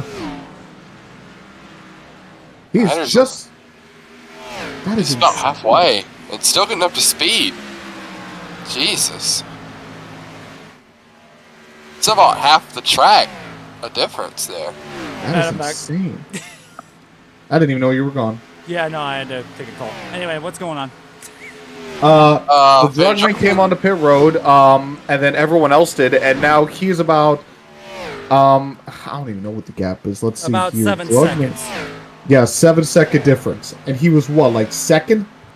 Yeah, so he gained a ton of time. Now he's going to be losing all this time over this run. I don't know if this is going to be a net gain for him, but if he gets a caution right now, he is golden. This strategy works out beautifully for Van Drugman, but that just shows how much wear this racetrack has. He pitted maybe, I don't know, like 6-7 laps before everyone else, and you're seeing the Whoa, difference. whoa. 6, 7. Oh, No, it was like no, 4 he or saw 5. on the front straightaway. I think he just smacked the wall. Who did? Sully. Logan Oh, Foley, whoa. yeah. He got real loose. Oh my. I'm kind of shocked he didn't throw a caution for that with how sensitive it is. Yeah, a lot of damage on the 58, guys. He's losing a lot of time on the track. He was having a fairly decent run. He was up in 11th for most of this race. Well, I was going to say that if I'm Drugman right now, I got a 7-second advantage on Hyder. I'm saving as much tire as I can to try to close that 4 to 5 lap difference between them in terms of tire wear. Enough buffer to save a good bit of tire here, so you might as well save some You have tire. to. Either that, or you just try to pull away so far ahead by the next time you guys have pit stops, it doesn't matter. And I don't know finally, if here Drugman comes has that Dimitri pace. Mundros into the pit lane. Last car to pit before green flag pit stops come to a close. Jacob Mitchell also came in as well. That's going to cycle the lead back over to Drugman by about 6 seconds before himself and AJ Hyder. Okay, so Hyder put together a 30.912. Drugman, a 31.6. So, yeah, a lot of ground is being made up for Hyder right now. I don't know if Drugman is trying to save his tires right now or if he's already used up what he had in terms of the difference. But, I mean, Hyder's coming. And there goes the 72 around the 39. Kayla Hank is making up spots back up in the 7th as Brandon Sampson, who hit a little earlier, begins to fall back. Here comes Corbin Collins now for 8th. We're about to have a battle for the top 5 here. Arevalo jumped Thurston on that pit stop, and Thurston is coming back at a Whoa, fast he's on the Arevalo wall. on the wall. Ooh, 3 wide. That was sketchy. I mean, it was for 4th. And again, I think Arevalo understands the situation that he's in. He's going to leave him alone, is what I thought I'd say there. But he's all over the back of him as they head towards turn 3. Surprised he didn't take the run, but I think it's because he wants that middle line to himself, and you can see him running it right there. Thurston's going to take the line away, trying to hold on for defense, but Thurston, I don't know what's going on with him. He does not have the pace of the 09 right now. And A little bit higher. Yeah, Cazzola pitted way earlier than everybody. He got up to fourth, but he's losing all of his track time now. As here goes Collins through. Here comes Brandon Sampson now through. And he's now towards the end of the top 10 here. Yeah, very bad strategy call. Did not work out for him at all. Revelo got in the wall again. It's a little bit. A little love tap. As Jugman saving a good bit of tire here. He's back up the pace some. Hyder is 3 seconds back from him now. I mean, again, you had a 7-second lead. You might as well slow it down, save whatever you can have. Again, close that difference between yourself and the 24 in terms of tire wear. My thing is as well is Hyder saving anything? Or is he going all out? Well, we'll find out here in a second. We have a 4-man dance here. Fortnite, Gabe Cazzola, Connor Ballheis, Aiden Robertson, and Ryan Arnold all clashing for position. Gabe Cazzola's all over the track. Look how slow he gets into the back. It's a little love tap from the 88. He just parks it in the middle of the corner, and I don't know why. He is really slow right now. I can't blame him. He pitted way earlier. He doesn't have the grip that everyone else has. He's just holding on for dear life right now as Robertson goes through. Marshall gained a spot. Ryan Arnold now falling back, and here comes Quentin McDonald too. Yeah, McDonald looking to get this spot on the 4. He's at 13th. That's for 12th place. Jason Marshall going to get by the 88 fairly easily there. He's going to try to get up underneath him, fighting back down the back straightaway. Now Chris Lilly making a move on Cazzola right now as well. Yeah, Gabe's just falling like a rock right now. If there's anyone that needs a caution right now, it's him. Yeah, I think that was his whole plan, was just kind of get all those spots and get a caution, but that has not worked out at all. He's falling outside the top 15s. Jason Gallagher making the move on the inside. Cazzola, he's just going to take his car to the top line. Here's something going on with the 09 right now. Let's see what's going on for that battle. Yeah, that's Kayla Hankins closing in on him. Again, Arevalo was one of the first to stop, and he's done a better job taking care of his tires than Gabe Cazzola has, but even he's falling pressure here to those older tires. Here comes Kayla Hankins all over him here for 5th place. Throws it off into turn 1. Has a little bit of a buffer between himself and the 72, but you can see Hankins with that first set of rubber. He is going all over the back bumper of Aiden Arevalo right now. Going to shove it off to the inside right now. And Arevalo just no competition. The 72 easily clears him. And now he's up into 4th place. 5th place. And AJ Hyder has closed the gap from 8 seconds to about half a second. Continuing to close in here on Drugman here for the lead. I'll tell you what, though. All things considered, he tried. And, it's one thing to catch him. It's another to pass him. We'll see if Van puts up any kind of fight here up against AJ Hyder.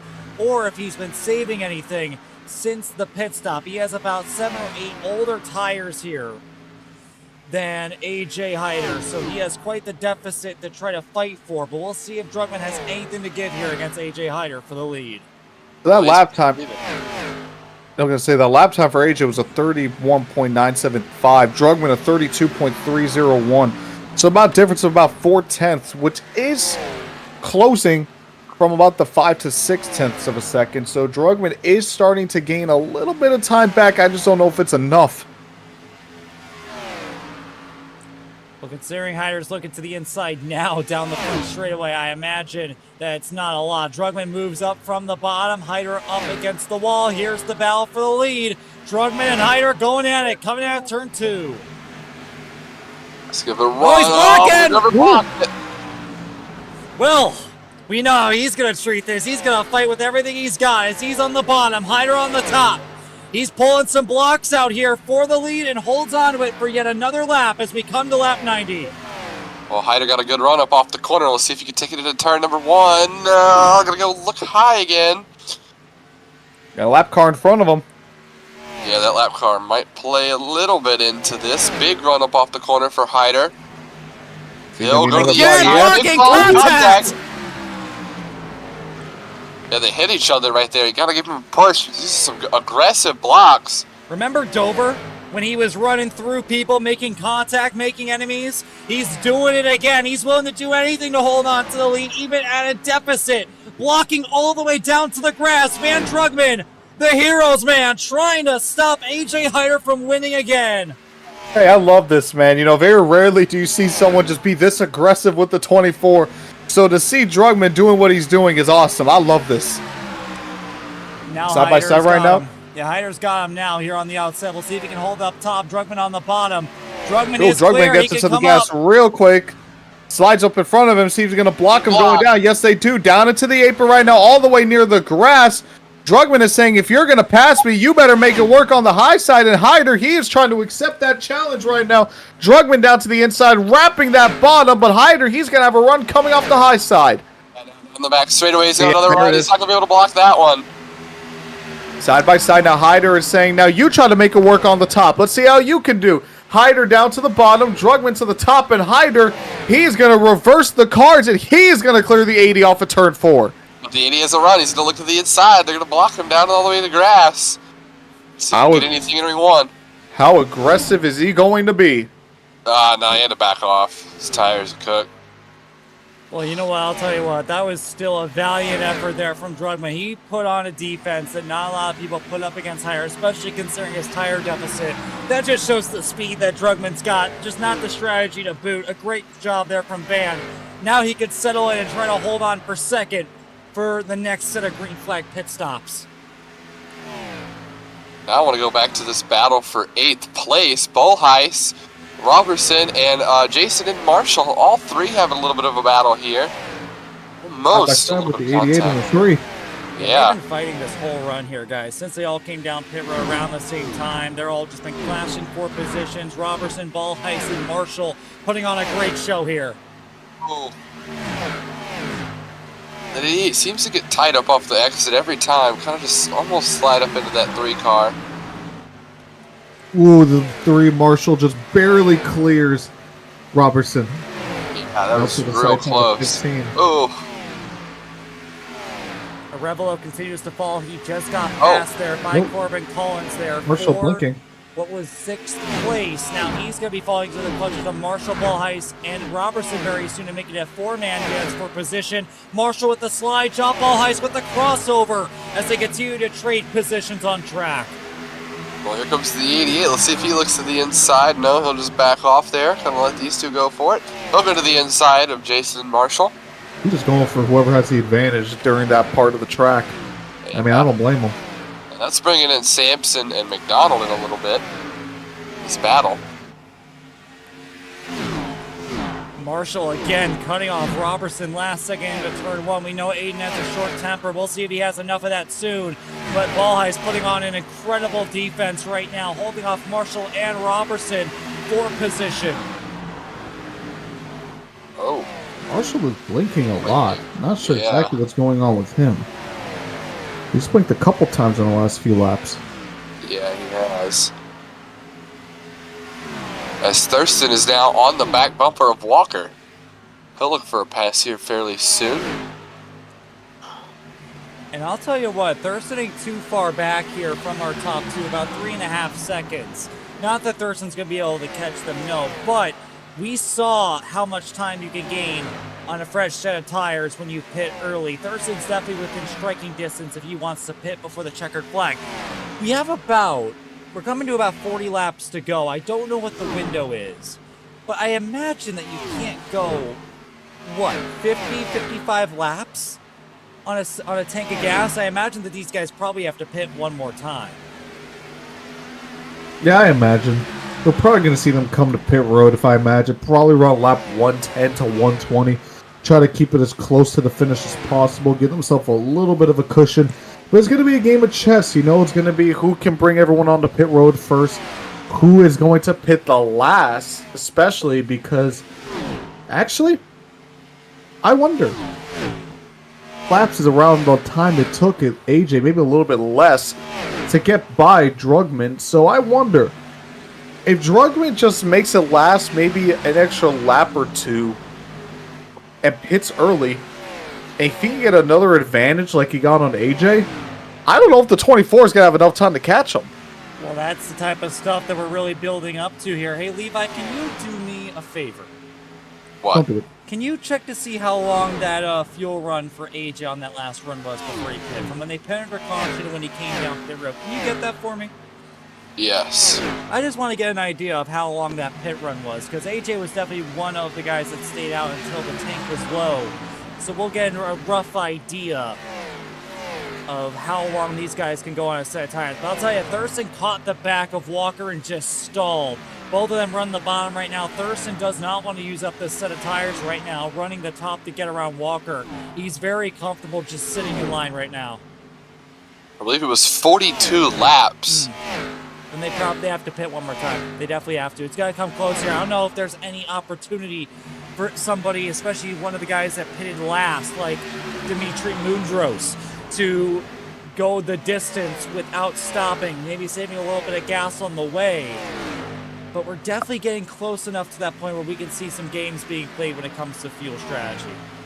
Yeah, we've got about, what? 40 laps 38 to go. 30. Yeah, 40 to go. Yeah, 38 laps to go. So they're pretty much in that fuel window, but you don't want to come too soon. I expect them to pit with about 20 laps to about 30 laps to go. Looking to outside our top 10 here. Right now it's being held by Aiden Robertson. That's where you're going to be finding Clinton McDonald and Brandon Sampson. Then you got Chris Lilly, Jason Gallagher, Jeremy Lewis, and Diego Roldan. Roldan was flashing outside the top 20 before pit stops. He's found himself within about the top 15 now as he continues to try to make progress. But we were talking about this before, guys. Passing is especially hard on the track here tonight. And during this long run here, things are getting crazy.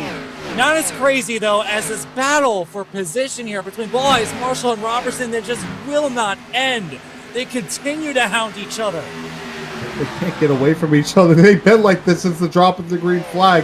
It is incredible, and I wonder what's more likely to happen. Is Marshall going to keep having these issues where he keeps blinking, or is he actually going to be able to pull away from this trio? Walker beginning to pull away here from James Thurston. Now 4/10 of a second between the two. Here comes Marshall looking high. Ball Heist is going to try to shut the door, and Marshall's going to shove the nose in there anyway. Side by side for position.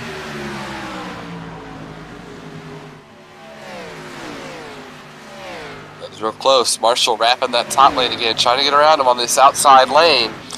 Does not get the runoff this time as well. Here comes the 88 fighting back. He's probably gonna follow the 15 into this corner, I'd imagine. Still side by side off the corner. They'll clear. Yeah, Marshall's got the momentum. He's got the spot made. Now Robertson's turn to go to the inside on Ball Heist. This is going to be for 9th place. Aiden on the bottom. Ball Heist up top. Robertson's getting a good fight there through the center of turns 3 and 4, but Ball Heist has got the exit sorted. They'll continue side by side as they go towards turn 1. Well, this battle for third is still going on right now between the 93 and the 96. Thurston trying everything he can just to find a way around them.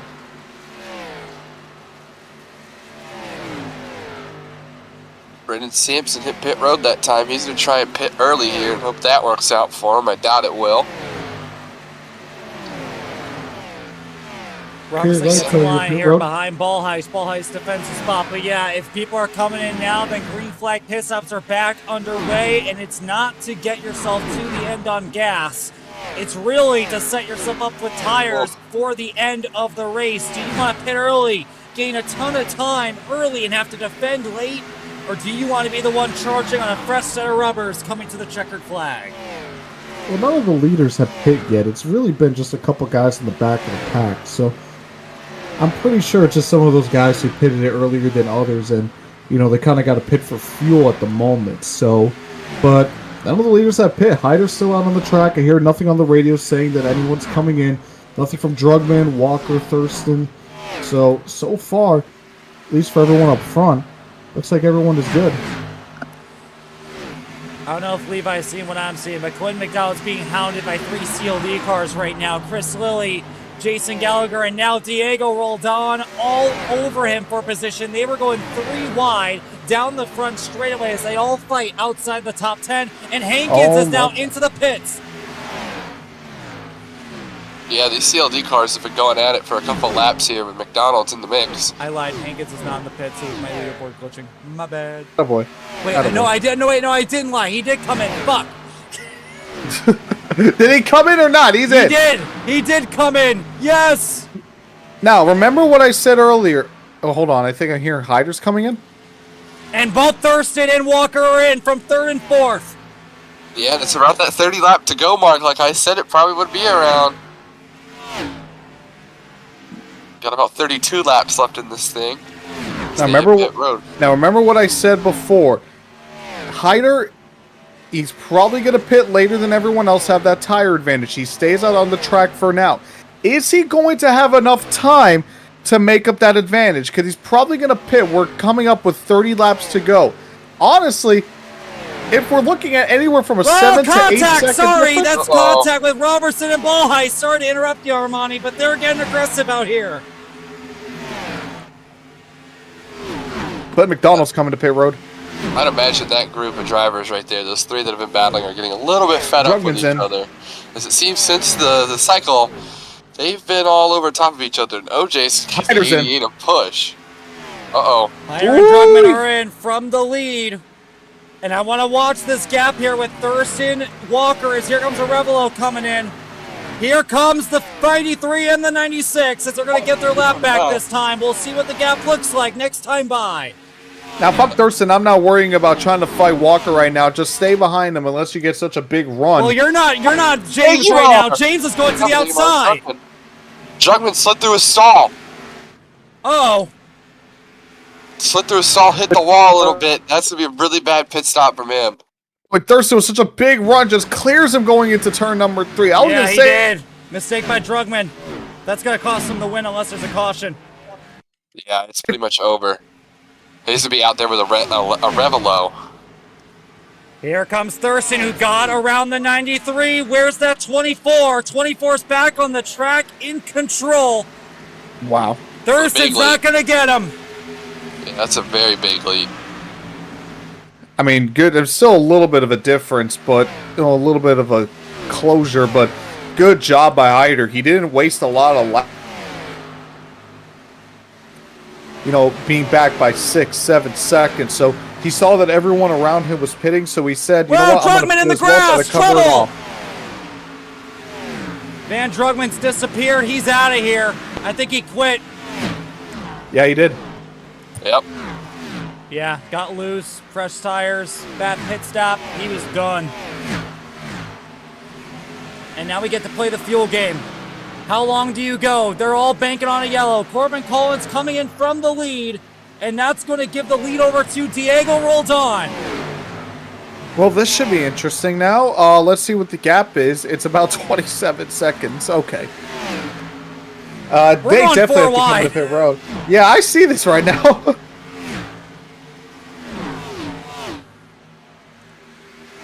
Right now, we still have a lot of guys staying out, 9 to be exact, all being led by Diego Roldan. And watch this 22 of Dimitri Mundros right now in 2nd place. He was the last guy to pit during that last green flag cycle. He can go the longest of anybody. We'll see how far he can go. He does have about 17 seconds to kill. I don't know if that's going to be enough with Hyder charging through the field now on those fresh set of tires. But we'll see how far he can go to the line, along with Diego Roldan. I don't know if that's going to be enough. Well, I don't know if that's going to be enough time for him to hold on. I mean, 17 seconds and 24 laps. Hyder's going to be, what, about a second, 2 seconds faster? I think he's going to get by him quickly. It's only a matter of time until he hit row, but he'll stay out another lap.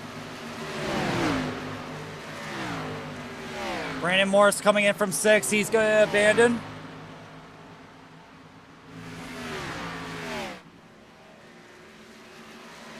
And Hyder's now coming up to who's left. Logan Soley's up first. This will be for 7th.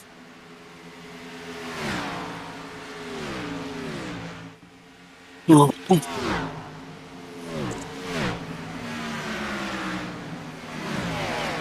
on, it's coming down. And now give the lead to Dimitri Mundros. 22 laps to go. 32.6 for Mundros. Compared that lap time to Hyder's. Waiting for it right now. 31.1. So yeah, about a second and a half faster. Fresh tires versus old tires. Hyder's going to get there.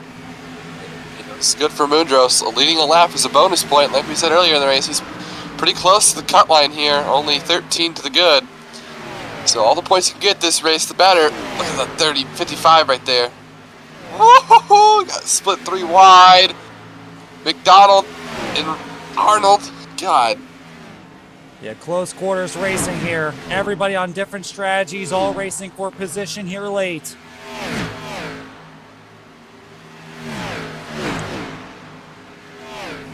Diego gets out of pit lane now.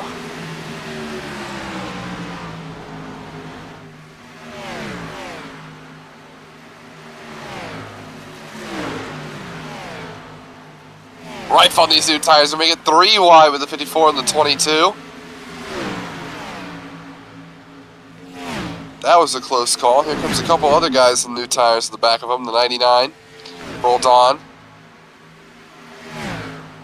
And the 85 and Jason Gallagher.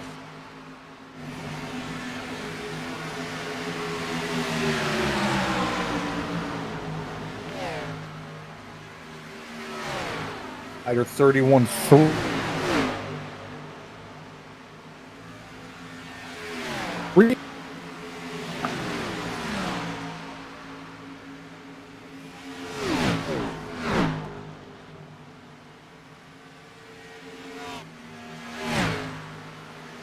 Having issues. You're cutting out real bad for me. I know, because my mic keeps like disconnecting and reconnecting. Mundros, Enriquez, only the 2 cars that are left out on track between Hyder and the race lead. Mundros stays out another lap. Enriquez is heading on the pit lane. So only 1 car now separates Hyder and the race lead. See how much longer he stays out. For caution. Mundros is praying for caution. Yeah, he's probably caution thinking right now would be great. He's probably thinking to himself, y'all can't hold it together at the beginning of the race, but you can at the end. Yeah, it's got to be a little bit frustrating. 8 seconds the gap now. He stays out another lap. Let's see what the gap is this time. 32.846. Hyder sets a 31.691. The gap now 7.4 seconds. So he's gaining about a second a lap here. 20, about, well, we're under 20 laps to go. To go, yeah. So not a whole lot left in this thing. He stays out again. I think he's just going to stay out until he gets past with the race lead. Yeah. 6.3 the gap now. So he'll be there before lap 130 easily. Which will be about 10 to go by then.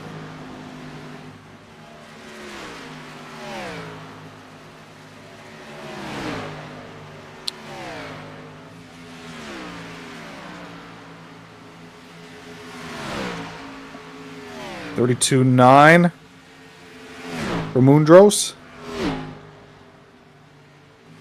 Hyder 31.9. Yeah, gonna bring the gap in once again, a full second. So he'll be there within the next 5 laps at this rate.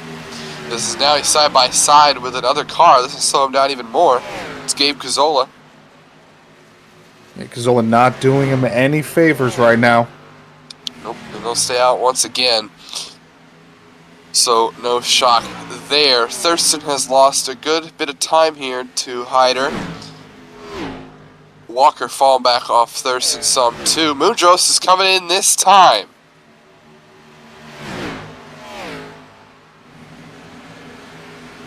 So he decided it's enough. He's done with it. There's not going to be a caution. Oh my goodness. Gazzola just all over the place right now. Here he comes. He'll bring it in. And that'll give the lead to A.J. Hyder. Adios. Unless there's a caution, this race is pretty much over. I can't believe Hyder put down an 8-second difference between, well, now it's a 4-second difference, but that just shows the tire, not even the tire difference, well, a little bit, about a lap or two, but man, what Hyder is able to do, and he is just so consistent as well. Even when he's battling guys for position, I mean, you heard the lap times that we were giving you guys, 31.9, 31.9, 31.9. Very rarely did it move by about a tenth or two. This man is so consistent behind the wheel, able to just put down lap after lap after lap, and it is just insane. Yeah, just constantly hitting his marks and staying focused, getting in all these corners and off the exits. And this will be what?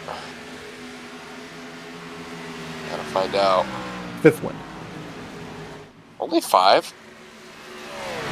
Yeah, this will be his 5th win of the season unless there's a caution. Looking to bounce back after a horrible race at Chicago Street. Got a penalty, was damaged, got in a bunch of crashes. Good for that rebound.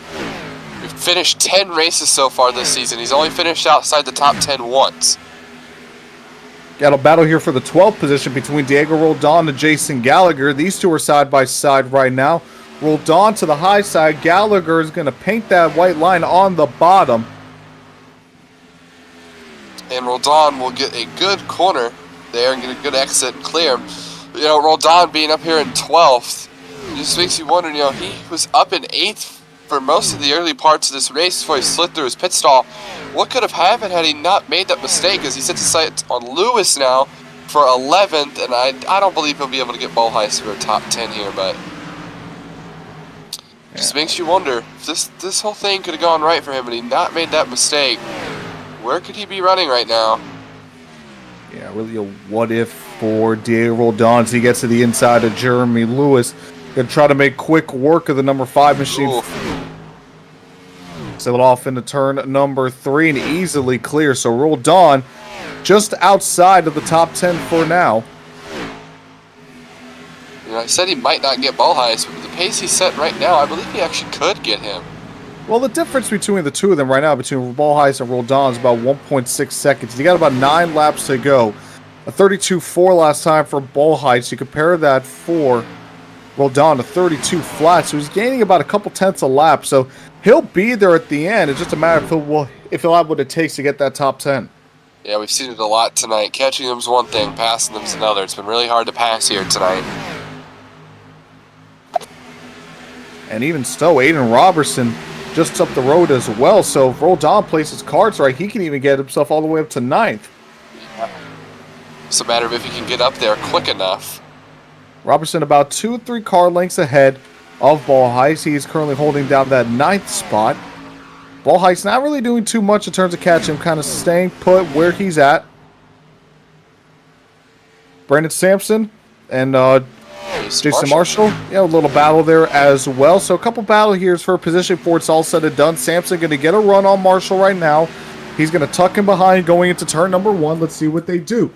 Sampson going up high to that 3rd line, and then Marshall kind of parking it in the middle in that 2nd line right now. But does a pretty good job, gains an advantage over Marshall. Yeah, and you got a little bit of a draft down this back straightaway from Wayne A. Kennedy, who's a couple laps down, running in 26, so that helps Marshall out a good bit. Sampson going to continue to fall back a little bit into 8th. The 88 might get him before this is all said and done with. As Roldan continues to set his sights on Bolheiss. About a little bit less than a tenth quicker that lap was Roldan. Sounds like Robertson is trying to plead with Bolheiss right now. Trying to say, hey, we got a shot here at some better positions. Let's take advantage of it. He's trying to plead his case right now to Bolheiss, saying, hey, we got a shot at 7th and 8th right now. Let's work together to try to get by these guys. But I don't think Bolheiss is hearing none of that. He's like, I'm going to take what I can get right now. If I got 9th, I'm going to take 9th. Yeah, you might as well just take what you can get. You know, you're not 100% on if you're going to be able to catch him. You know, something might happen. So get all the spots you can now, especially this late in the race. But they're definitely 100% going to get him. He's pretty off the pace here. Setting 32 fours that last lap. Sampson falling back right now for Marshall. That was the battle for the 7th position. And right now it's pretty spread out by just a couple of tenths. Ball High is trying anything he can to get by that 88. Try to generate any time that he can have for an advantage right now. He's going to use that middle line right now, while Robertson, he's going to paint that inside line. Robertson trying to arrow block him a little bit there, but just not working. Can't predict his line real well. Ball High keeps moving up that lane. I don't believe Diego's going to get him as they come around 4 laps to go.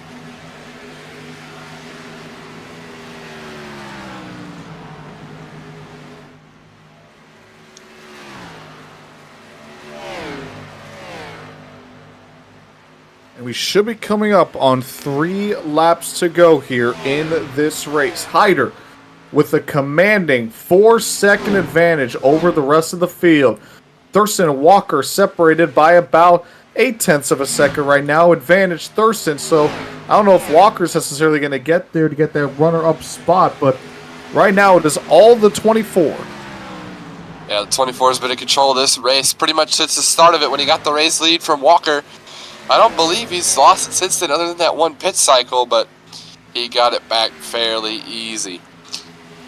And it has been a dominating title defense for A.J. Hyder. Won the championship. I believe the record is 9 or 10 wins on the year. Either way, he tied the most wins in a season for an ASCA driver, let alone an ASCA champion. We had 1 year with the COT, and then Hyder showed his stuff. Everyone thought maybe with an easier car like the Xfinity car, they might be able to close the gap. Well, Hyder has turned the tables on that theory as he comes out of turn number 4. White flag in the air one more time from Chicagoland.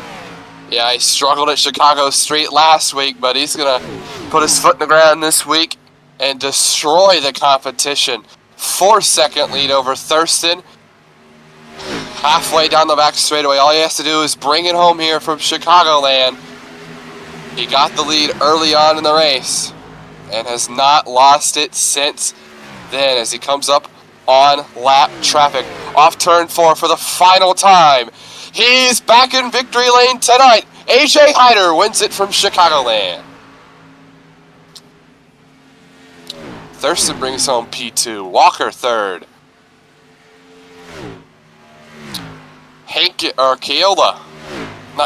Collins 4th. Hankins 5th. Revelo 6th. Marshall 7th. Sampson 8th. Roberson 9th. And rounding out the top 10, Connor Bolheis.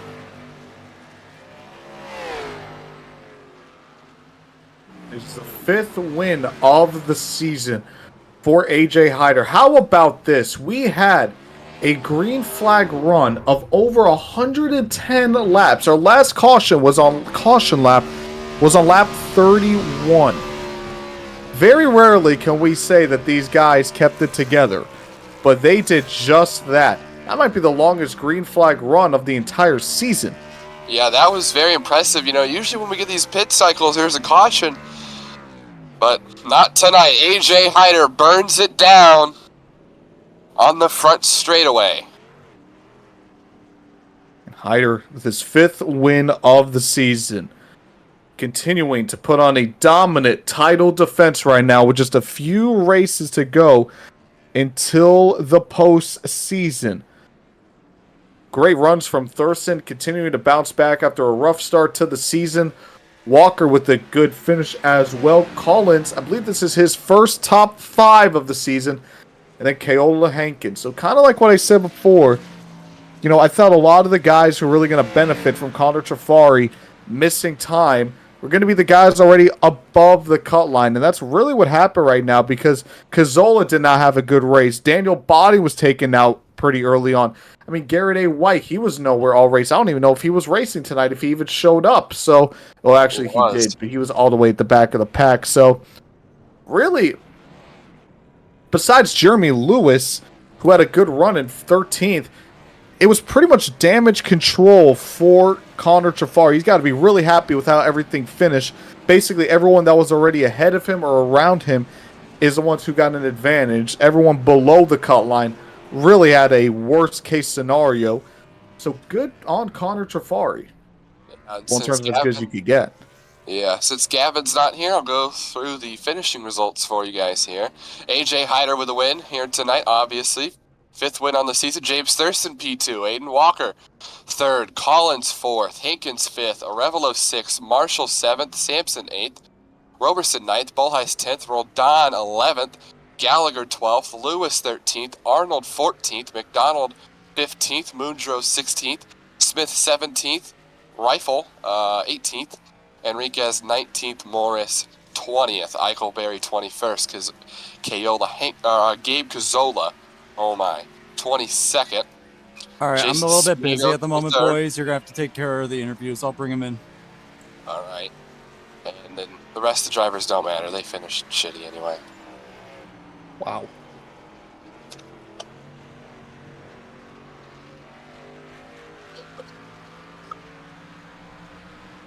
All right, well, Gavin said he was going to bring them in. They're They're not in. Oh, here we go. AJ, what's up, AJ? Hey, what's up, guys? So, AJ, a dominant performance. You were able to close that gap. What was like a 6 or 7 gap on the 80 car. Just talk about your run today, and again, just a dominant performance. Yeah, I mean, overall, it was going to be a tough day just because with how the setup was, really wasn't a big fan of it. I personally just like looser cars or cars that just build loose. This just wasn't really not fun at all to drive. You just had to underdrive it and kind of just undermanage everything throughout the run in order to just be quick on a long run. And I think we were able to do that pretty well. I think we might have just been a little bit off with Van overall, but yeah, I think he did try to out-strategize me with that pitting early, but we were able to capitalize. And yeah, I think as soon as he left, it was pretty much smooth sailing from there. It was just about hitting my marks and not overdriving it. Levi, you got anything? No. He was in the lead for pretty much the whole race. There's nothing interesting to talk about. Was there at least anything else that happened? Was there anything else? I mean, there was a pretty big crash. Yeah, early on, you guys ended with a 110 lap green flag run. Yeah, I mean, during the run at least, was there at least like any passing of any sort? Yeah, there was some passing here and there. You had a couple pockets, like, you know, for like 8th to 10th, like kind of through that 4th through 5th. I know Thurston and Walker, they were kind of, you know, pretty much nose to tail for battle for second. I do have a question though. Does it mean is the villain arc potentially back on the table? Yeah, please. No. Aww. That was our deal. No, we had our deal. That was it. You know what? I'm going to talk to your car owner. Yeah, go talk to him. I'm going to talk to your car owner, and I'm going to tell him that exactly what he's going to say. Go talk to him. I'm going to talk to your car owner. You do that. All right, that is AJ Hyde, everybody. Gavin, you can let him go now. You can bring on P2. Gavin? Gavin?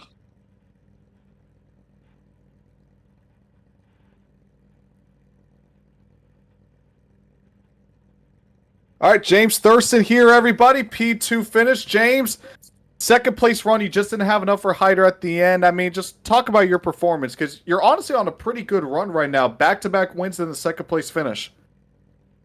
Well, I think I did have someone for Hyder. I mean, I was quicker than him on older tires pretty much that whole last run. Once the tires worn in, it's just, I mean, that run started off on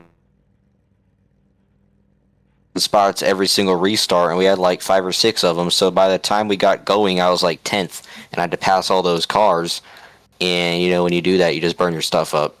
So I think me and him had pretty equal pace. I just got stuck behind cars, just couldn't do much. This thing drove horrible.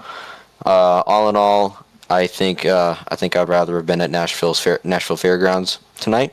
I love that track, and I was really sad that we didn't race there. Yeah, you hear that, Chris?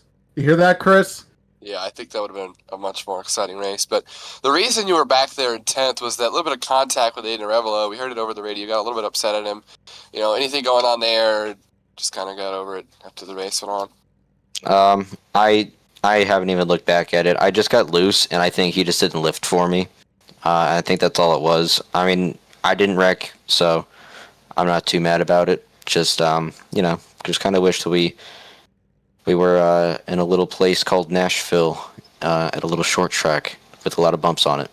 Hmm.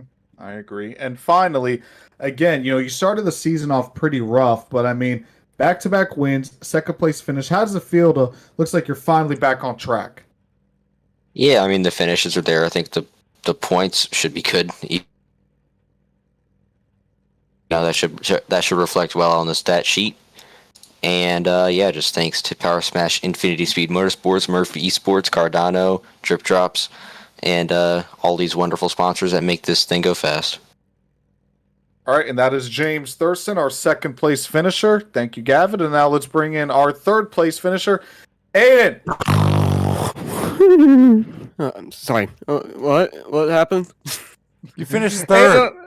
You finished third, yeah. Aiden, I want to ask you something as well that I didn't really get to with Thurston and Hyder. Talk about just the conditions in the track, just out there today. We heard that passing was going to be really hard. You were riding on the back of the 96, especially on that last run. Just how difficult was it to pass it? Do you think like you had anything to get by Thurston at the end? Not really. Once we got that run going, it's just over the run, the second, the right, it's not like a small fall off the right front tire. I was starting to gain on Thurston at the end. It's just once you got to a certain point, it was just so hard to actually, get past that point. And things like when before the pit stops, when Thurston was catching me about like a tenth or something like that in 1 and 2, but could never actually get there every time when he would just get like 2 tenths behind. And it was the same for me when I was trying to get by a Revelo and things. It was just very weird. Like, it felt like a weird kind of like third year that you couldn't actually feel. Like, it wasn't predictable. Like, let's say the IndyCar, the new version of Next Gen on iRacing now. So, yeah, it was an okay race. I don't really know what really to talk about since there wasn't really anything to talk about besides me winning pole and leading like 10 laps and losing a titer because let him get to the outside. Then yeah, the race just kind of, Oh, Levi, you got anything? No. He needs to stop being like Ryan Newman. He's stealing all the poles and then finishes third. Sorry that SKS doesn't give me good cars. We have to make the race first. True.